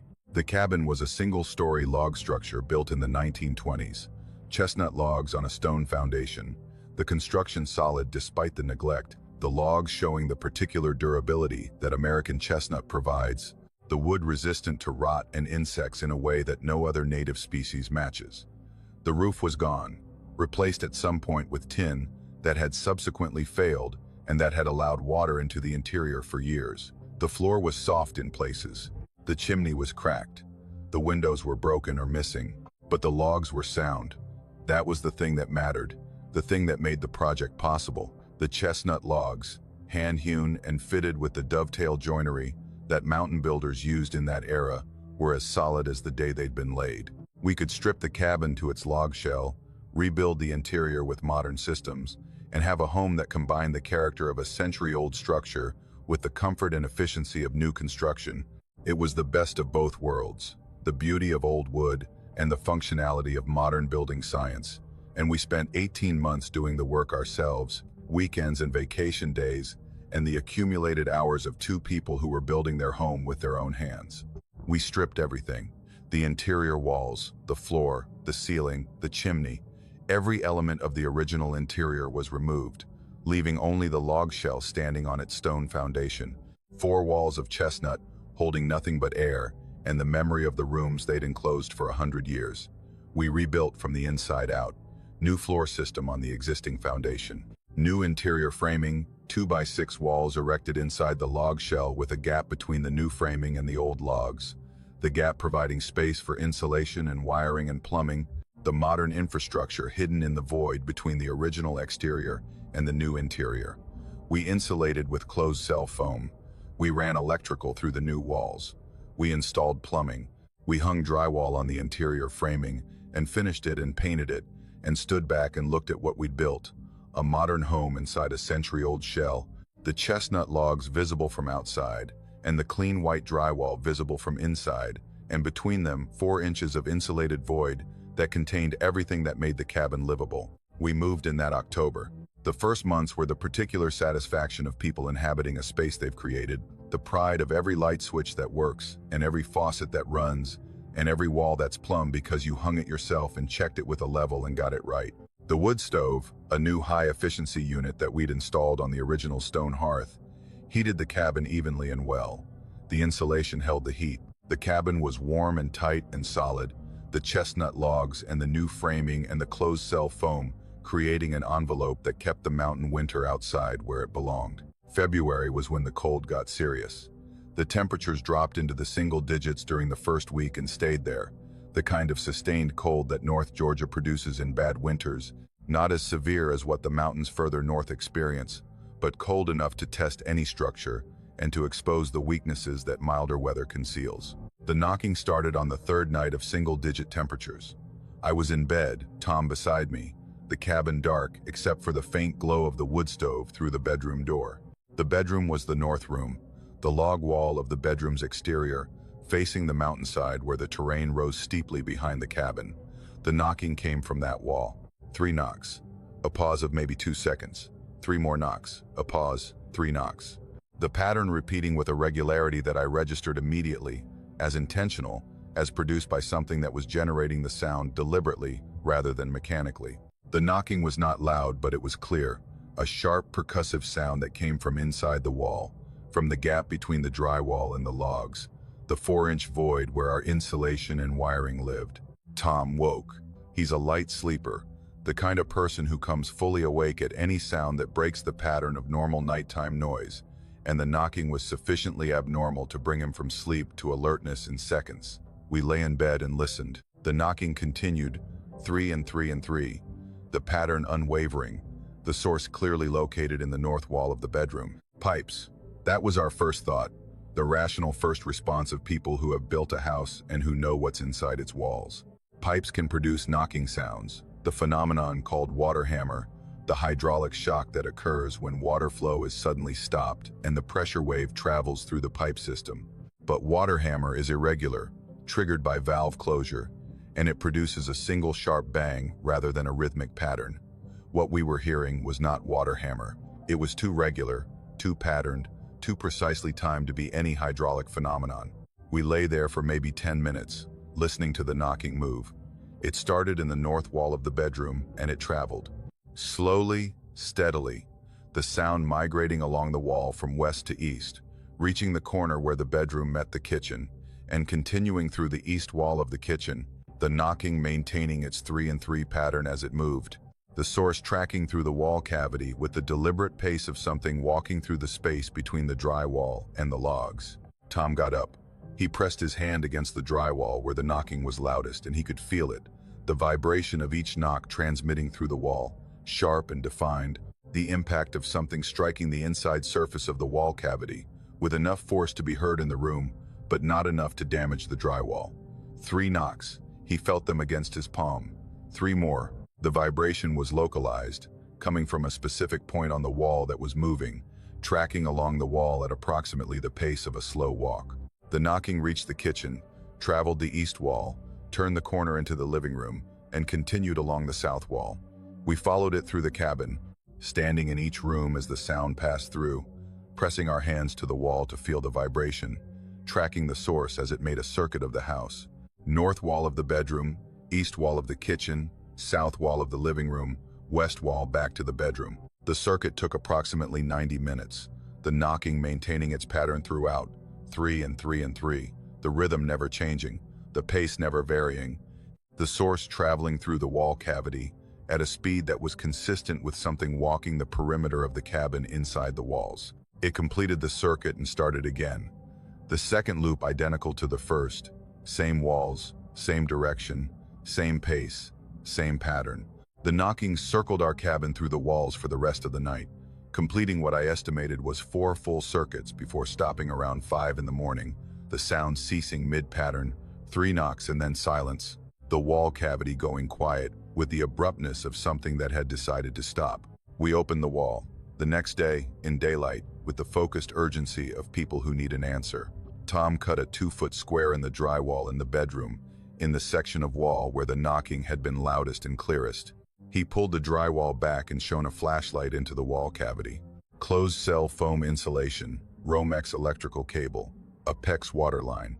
The contents that we had installed ourselves, that we knew were in the wall because we had put them there.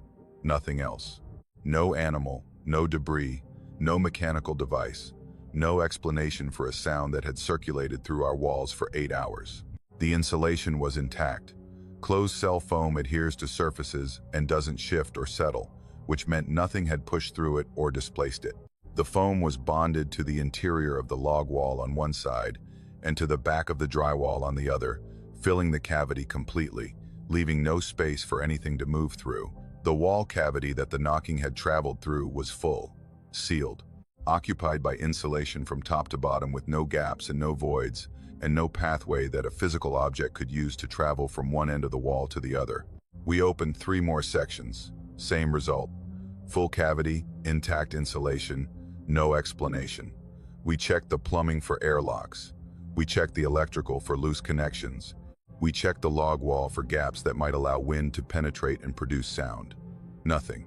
Every investigation produced the same conclusion, which was no conclusion, the absence of any mechanical or physical explanation for a sound that 4 hands had felt through the drywall and 4 ears had heard circling the cabin for 8 hours.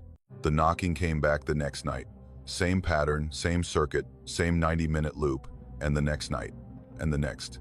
Every night that the temperature dropped below 15 degrees, the knocking started, always from the north wall of the bedroom, always 3 and 3, always traveling clockwise through the walls, always stopping around 5 in the morning. When the temperature rose above 15, the knocking stopped. The walls were quiet, the cabin was quiet, the nights were normal. We'd go days or weeks without hearing it, the warm spells of late winter providing silence that we learned to appreciate with the particular gratitude of people who know the silence is temporary. Then the cold would return and the knocking would start again. 3 and 3, north wall to east wall, to south wall to west wall, the circuit repeating through the night, the sound traveling through wall cavities that we had built and filled and sealed, and that contained nothing that could produce the sound. Tom developed a theory that I found more disturbing than the knocking itself. He said the cabin had been standing for 100 years before we renovated it, the logs enclosing space that had been lived in by multiple families across multiple generations. He said we had stripped the interior and rebuilt it, but we had kept the logs, the original exterior shell that had defined the boundaries of this space since the 1920s. He said the logs remembered, not metaphorically, not poetically. He said old wood absorbs the energy of the lives lived within it, the way old wood absorbs smoke and moisture, and the particular chemical signature of human habitation, and that the things we'd installed in the wall cavity, the insulation and the wiring and the pipes, had not replaced what was already there, but had sealed it in, trapping whatever the logs held between the old exterior and the new interior. He said the knocking was what happened when the cold contracted the logs and opened the spaces that the warmth kept closed, micro gaps in the chestnut that appeared at 15 degrees and below, gaps that were too small to see but that were large enough for whatever the logs held to move through, to travel the circuit of the cabin, the way it had traveled it, when the cabin was one room with no interior walls, and the circuit was a walk around the perimeter, and the knocking was footsteps on a plank floor. We still live in the cabin. The knocking still comes when the temperature drops below 15. We've stopped opening walls. We've stopped investigating. We lie in bed and listen to the 3 and 3 pattern travel through our walls, and we time the circuits and we wait for 5 in the morning when it stops. Tom doesn't talk about his theory anymore. But on the cold nights, when the knocking starts in the north wall and begins its journey through the cabin, I see him press his hand to the drywall the way he did that first night, his palm flat against the surface, feeling the vibration of each knock, and I think he's not investigating anymore. I think he's listening. The way you listen to someone on the other side of a wall that you can't open and that they can't get through, and that separates you from something that has been walking the perimeter of this space since before you were born, that will continue walking it after you're gone. 3 knocks, a pause, 3 knocks. The walls hold what they hold, and the cold opens what the warmth keeps closed. And something walks the inside of our walls on the nights when the temperature drops below 15 and the chestnut logs contract and the century-old wood remembers what lived here before we did. We bought the cabin in the fall of 2019, my husband James and I, looking for the weekend property that people in their 40s buy when they've reached the stage of life where the idea of quiet holds more appeal than it used to, and the mountains of Virginia are close enough to Northern Virginia that the drive doesn't cancel the benefit. The cabin was in Page County, in the Shenandoah Valley, on a piece of land that backed up against the George Washington National Forest, and that offered the particular combination of privacy and accessibility that we'd been looking for, far enough from the road to feel remote, and close enough to a town to make the remoteness practical. The cabin itself was modest, a 2-bedroom frame structure built in 1952, according to the county records, sitting on a stone foundation that was significantly older than the building above it. The real estate agent mentioned in passing that the current cabin was a replacement, that an earlier structure had stood on the same foundation and had been destroyed by fire sometime in the 1940s. The foundation had survived because stone survives what wood doesn't, and the 1,952 builders had simply erected a new cabin on the existing base, the way mountain people do, using what the land provides and what the previous generation left behind. The foundation was dry stacked fieldstone, the rocks fitted without mortar in the technique that settlers brought to the valley in the early 1800s. The stones were large, some of them 2 feet across, shaped by hand and fitted together with the particular precision that dry stack construction requires, each stone holding its neighbors through gravity and geometry rather than adhesive, a method that produces walls that are stronger than mortared walls, and that last longer because there's no mortar to crack and fail. The foundation rose about 4 feet above grade on the uphill side, and about 6 feet on the downhill, the difference compensating for the slope of the hillside, and creating a space beneath the cabin that had been dug into the slope to form a cellar. The cellar was accessed from outside, through a door set into the stone wall at the rear of the building. The door was heavy, built from solid oak planks, maybe 3 inches thick, hung on iron strap hinges that were mounted to the stone with bolts set in lead anchors. It was a door built to last and to secure, the kind of construction that says whoever built it wanted whatever was behind it to stay behind it, or wanted whatever was outside it to stay outside. The door was secured with a padlock on the outside, a standard hasp and lock arrangement, and on the inside by a wooden bar, a squared oak beam about 4 inches thick that dropped into iron brackets mounted on the stone wall on either side of the door. When the bar was in place, the door could not be opened from outside regardless of what you did to the padlock, because the bar held the door against the stone with a mechanical advantage that no amount of pushing or prying could overcome. We used the cellar for storage, canned goods, tools, the seasonal items that a weekend cabin accumulates. The space was about 12 by 15 feet, with a dirt floor and stone walls and a low ceiling of hand-hewn beams that supported the cabin floor above. Stone steps, 5 of them, descended from the door to the cellar floor. The space was cool in summer and above freezing in winter, the temperature moderated by the earth that surrounded it on 3 sides, the thermal stability that cellars provide, and that made them essential to mountain living before refrigeration. The door opened for the first time on our third weekend at the property. I came out Saturday morning to find it standing wide on its hinges, the padlock hanging open on the hasp. The door swung fully outward, the dark rectangle of the cellar entrance showing the stone steps descending into shadow. I assumed I'd failed to lock it properly, snapped the padlock shut without engaging it fully, the kind of oversight that happens when you're still learning the routines of a new property. I checked the interior. The wooden bar was leaning against the wall beside the door. Outside its brackets, positioned upright as if someone had lifted it from the brackets and carefully leaned it against the stone rather than dropping it on the floor. I replaced the bar. I locked the padlock. I checked both. I went about my weekend. Sunday morning, the door was open, padlock hanging, bar leaning against the wall, the cellar exhaling its cool, earthy air into the November morning. This became the pattern. Every morning, without exception, the cellar door was open. Not ajar, not partially open, not cracked by the expansion and contraction that temperature changes produce in heavy wood. Wide open, the door swung to its full range on its hinges. The padlock disengaged, the bar removed from its brackets and leaned against the wall with the same careful positioning every time, upright, the bottom resting on the ground, the top leaning against the stone at an angle that said deliberation rather than accident. I changed the padlock. I bought a heavy-duty model with a shrouded shackle and a 6-pin cylinder, the kind of lock that requires either the correct key or a serious cutting tool to defeat. I locked the door. In the morning, the lock was open. Not cut. Not picked, as far as I could determine. Open. The shackle disengaged. The cylinder in the unlocked position. The lock hanging from the hasp as if someone had used the key, which was on my keychain and which had not left my pocket during the night. I added a deadbolt. A commercial-grade deadbolt mounted through the oak door and into the stone frame, requiring a key from the outside and a thumb turn from the inside. The deadbolt engaged with the solid mechanical authority of case-hardened steel, sliding into a stone-mounted strike plate. I locked it, I checked it, I went to bed. Morning. The deadbolt was retracted. The padlock was open. The bar was leaning against the wall. The door was standing wide. James was disturbed in the quiet, practical way that James processes disturbance, the way an engineer processes a system that isn't performing to specification. He checked the hardware. He tested the locks. He examined the hinges and the frame and the bar and the brackets. Everything was functioning correctly. The locks locked. The bar seated in its brackets. The hinges held the door in whatever position it was placed. Nothing about the hardware explained why it was all disengaged every morning.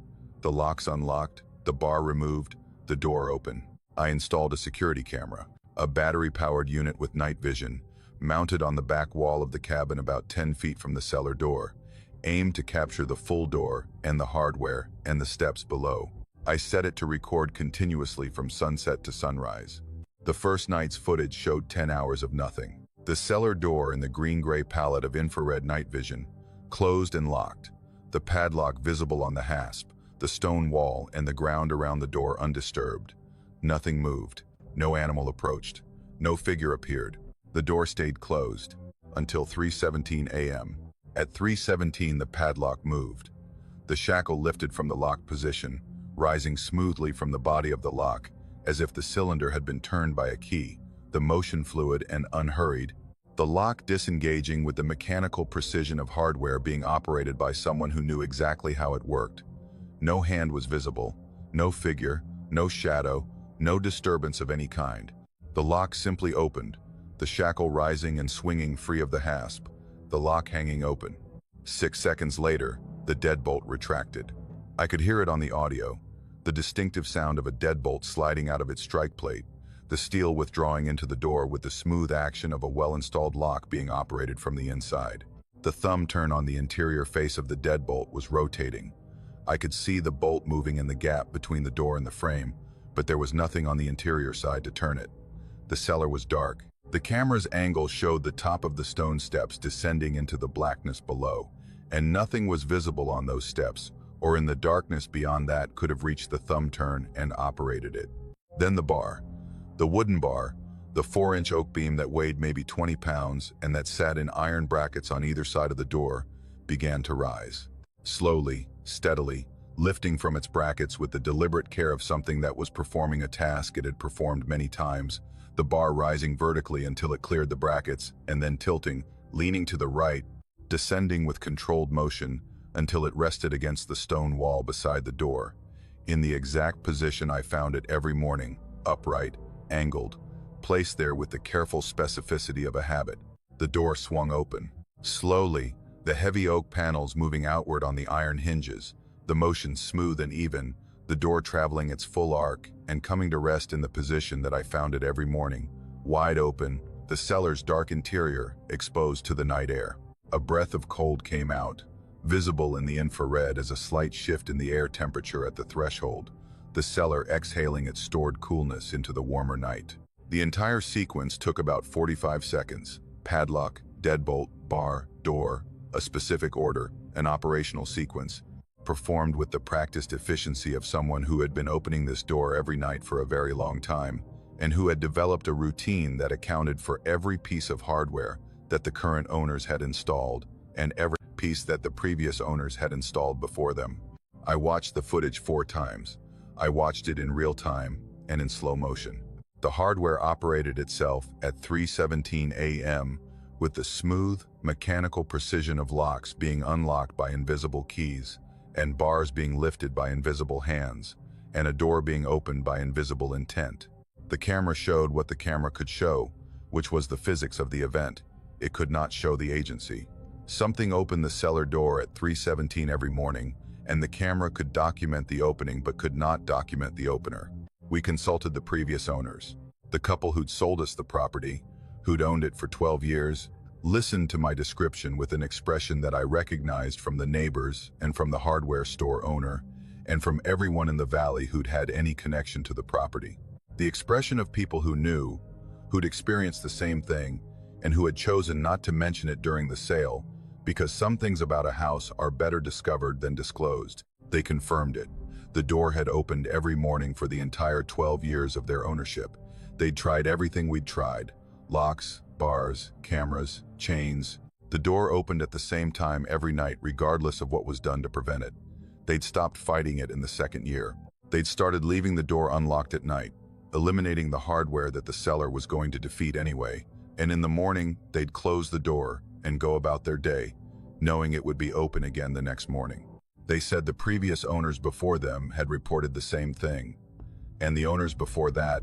The door had been opening at night for as long as anyone connected to the property could remember, the seller insisting on being open between 3:17 a.m. and whenever someone closed it in the morning. I looked into the property's history. The original cabin, the one destroyed by fire in the 1940s, had been built on this foundation in approximately 1830 by a family that homesteaded the valley in that period. The cellar was part of the original construction, dug into the hillside when the foundation was laid, used for the storage that every mountain household required. The fire that destroyed the cabin above had not damaged the cellar or the foundation, the stone surviving what the wood could not. What the fire had done, according to the county historical records, was trap 2 people in the cellar, a woman and a child, the wife and daughter of the cabin's owner, who had gone to the cellar for something when the fire started and who had been unable to open the cellar door because the burning structure above had collapsed across it, the weight of the falling timbers and the heat of the fire sealing the door shut, trapping them below while the cabin burned above them. They were found when the rubble was cleared, in the cellar, at the foot of the stone steps, near the door that they had been unable to open. I think about that every morning when I walk to the back of the cabin and find the cellar door standing wide, the padlock open, the deadbolt retracted, the bar leaned carefully against the wall. Every piece of hardware that could seal that door, defeated and removed with the patient thoroughness of someone who will never allow that door to be closed again. We leave it unlocked now. We stopped fighting it the way the previous owner stopped fighting it.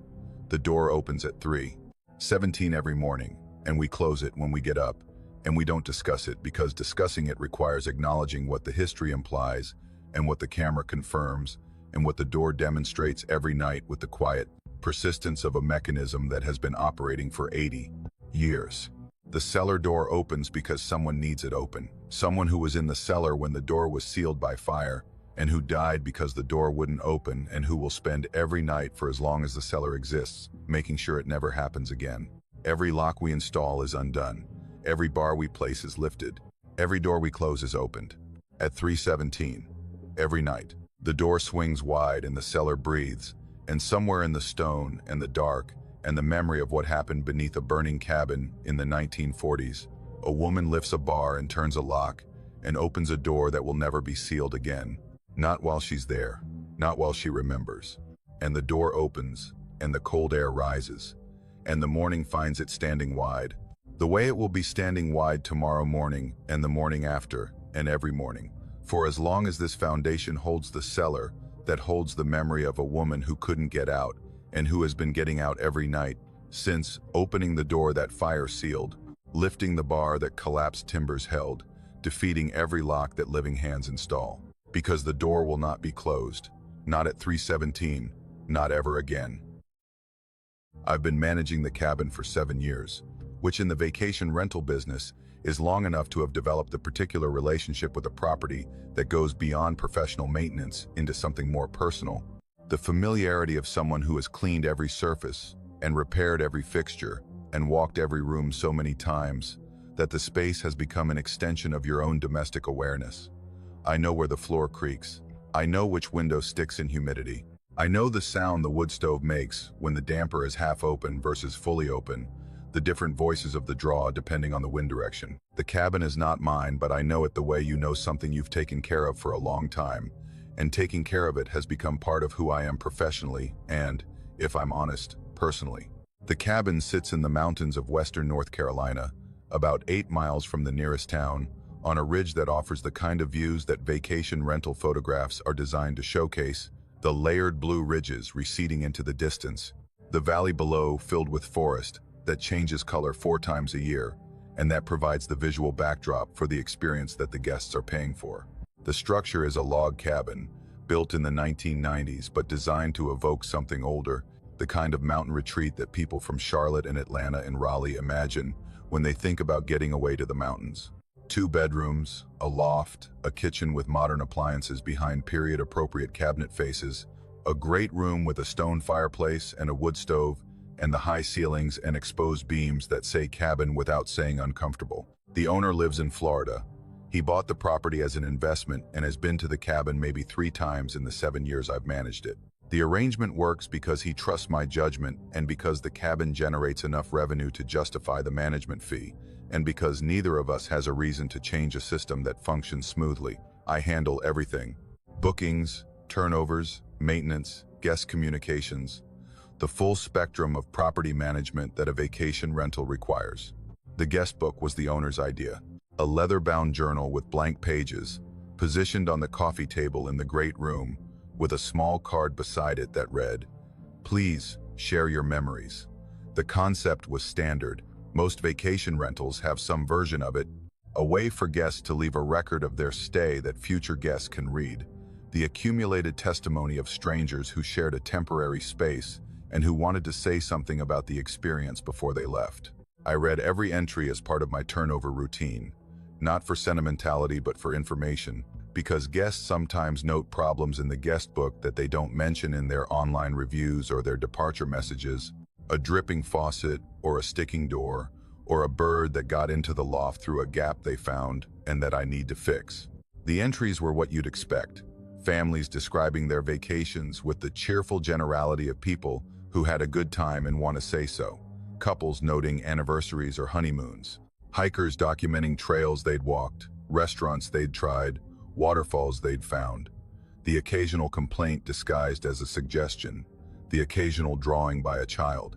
Pages of ordinary experience recorded in ordinary handwriting by ordinary people who had rented a cabin in the mountains and had done what people do when they rent cabins in the mountains. September of 2023. A weekend rental, Friday through Sunday. A couple from Charlotte who'd booked through the platform and who'd messaged me after checkout to say they'd had a wonderful time and that the cabin was beautiful. I drove up Monday morning to do the turnover, the cleaning and restocking and inspection that I did between every booking. The cabin was in good condition. The guests had been tidy, the kind of renters you appreciate because they leave the space close to the condition they found it. I opened the guest book as part of my routine. The guests had written their entry on the left page, a paragraph about the views and the comfortable beds and the sunset they'd watched from the porch, signed with their first names and the date. Standard, pleasant, exactly what a guest book entry should be. On the right page, in a handwriting that I did not recognize, was a paragraph. The handwriting was small and precise and consistent, the letters formed with the deliberate care of someone who wrote slowly and intentionally, each stroke placed rather than flowed. The ink was dark, applied with a pen that had a fine point, the lines clean and even. The paragraph filled about a third of the page, positioned in the upper portion, centered, as if the writer had been conscious of the page as a composition and had placed the text where it balanced visually.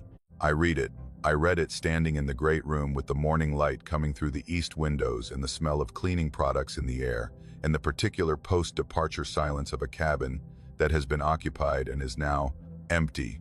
The paragraph described the cabin, not the way a guest would describe it, with the appreciative but general observations of someone who has stayed for a weekend and who is summarizing their impression. This described the cabin the way someone who built it would describe it, with specific knowledge of the construction and the materials and the decisions that went into its creation. The paragraph mentioned the way the logs had been sourced and how the chinking performed in different weather. It mentioned the orientation of the windows and the reason for their placement, the morning light through the east windows and the afternoon light through the west, and the way the light moved through the cabin over the course of a day. It mentioned the sound the wood stove made when the fire was burning low, the particular tick and settle of cast iron cooling, a sound that I knew intimately because I'd heard it hundreds of times during turnovers when the stove was still warm from the previous guest's last fire. The paragraph described these things with an intimacy that was not observational but possessive, the knowledge of someone who didn't visit the cabin but who lived in it, who knew it from the inside the way you know a body you've inhabited for years. Every detail was accurate. Every observation was correct. The description of the morning light was something I could verify because I was standing in it while I read, and the light was doing exactly what the paragraph said it did, entering through the east windows at an angle that illuminated the great room in a particular way that changed as the morning progressed, the beam moving across the floor at a pace that the paragraph described with the specificity of someone who had watched it many times. The entry was not dated. It was not signed. It ended with a single sentence that I have read many times since, and that I have never been able to set aside or explain or accommodate within the framework of rational explanation that my job requires me to maintain. I am glad they came. The cabin needs voices. It gets so quiet when they leave.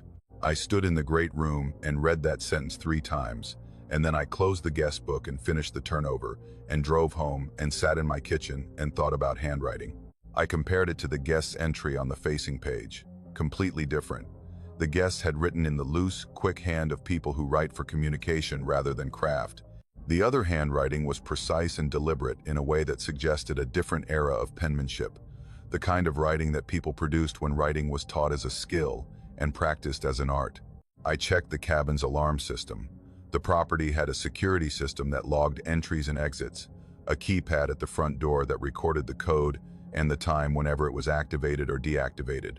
The log showed the guests' arrival on Friday and their departure on Sunday, and my arrival on Monday.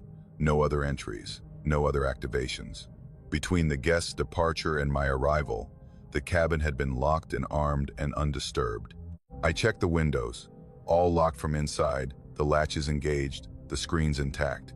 I checked the back door, locked, dead-bolted, the security bar in place. I checked the loft access and the crawl space and every other entry point that the cabin offered. Everything was sealed. The cabin had been secured since the guests left and had remained secured until I arrived. Someone had written in the guest book in a locked, alarmed, sealed cabin between Sunday afternoon and Monday morning. It happened again in October. Different guests, different weekend, the same pattern. The guest's entry on the left page, the other entry on the right page, same handwriting. Same precise, deliberate script. Same intimate knowledge of the cabin. This time, the paragraph described the sound of rain on the metal roof, the way it started as individual taps and built to a continuous rush, and how the cabin changed in the rain, the air thickening, the wood swelling slightly.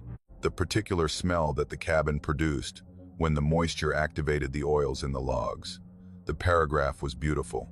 It was written with the attention and the care of someone who loved the cabin and who experienced it with senses that went beyond casual occupation. It ended with, "They stayed through the storm. The cabin held them well. That is what it was built to do." I started checking the guest book obsessively. Every turnover, the first thing I did was open the book and look for the entry. It wasn't always there. Some turnovers showed only the guest's writing. Some turnovers showed the second entry, the precise handwriting, the intimate observations, the sentences that described the cabin's experience of its guests, with a perspective that was not human, or was human in a way that I couldn't reconcile with the locked doors and the alarm logs. I found 7 entries over the course of the following year, each one in the same handwriting, each one describing the cabin's experience of the guests who just left, what they'd done, what sounds they'd made, how the cabin had responded to their presence. One entry described a family with children and noted the way the children's voices had activated something in the cabin that the paragraph described as memory, as if the sound of children playing had reminded the cabin of something it had experienced before and that it missed. Another entry described a couple who had argued and then reconciled, and the paragraph noted the way the cabin's atmosphere had changed during the argument, a tension that the writer described as the cabin holding its breath, waiting for the resolution, and then the release when the voices softened and the anger dissolved. The entries were not threatening. They were not ominous. They were the observations of something that experienced the cabin from within it, that felt the guest's presence as a warmth that the cabin absorbed and that drained away when the guests left. The loneliness in the writing was not the loneliness of a person who misses company. It was the loneliness of a space that was built to be occupied and that suffers in its emptiness the way a musical instrument suffers when it's not played, a diminishment that is physical and structural and that only resolves when someone is there to fill it. I haven't told the owner. I haven't told the guests. I haven't told anyone except the woman I trust most in the world, my sister, who listened to me, read the entries over the phone, and who was quiet for a long time and then said maybe the cabin is just grateful. The guest book is still on the coffee table. The entries still appear, not after every booking, but often enough that I look for them every Monday morning with an anticipation that I've stopped trying to categorize as curiosity or fear. I read them and I photograph them and I turn the page so the next guest won't see them, and I go about my turnover and I leave the cabin locked and armed and empty. And somewhere between my departure and the next guest's arrival, in the locked silence of a cabin that sits on a ridge in the mountains of western North Carolina, something opens the guest book and picks up a pen and writes about the people who were just there and the silence they left behind and the particular loneliness of a space that was built to hold people and that does its job so well that it misses them when they're gone. The cabin needs voices. It gets so quiet when they leave. I read that sentence every time I find a new entry. And every time I lock the door and walk to my car and drive down the mountain, I think about the cabin sitting empty on its ridge, the guest book open on the coffee table, the pen beside it, the pages waiting for the next observation from whatever loves that cabin enough to write about it in the dark.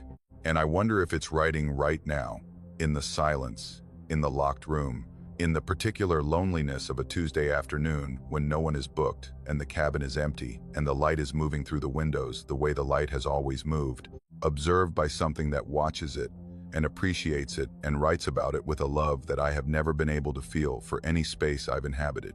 The cabin is loved by something that lives in it and that writes in its guest book and that waits for voices and that grieves, gently, privately, when the voices go home.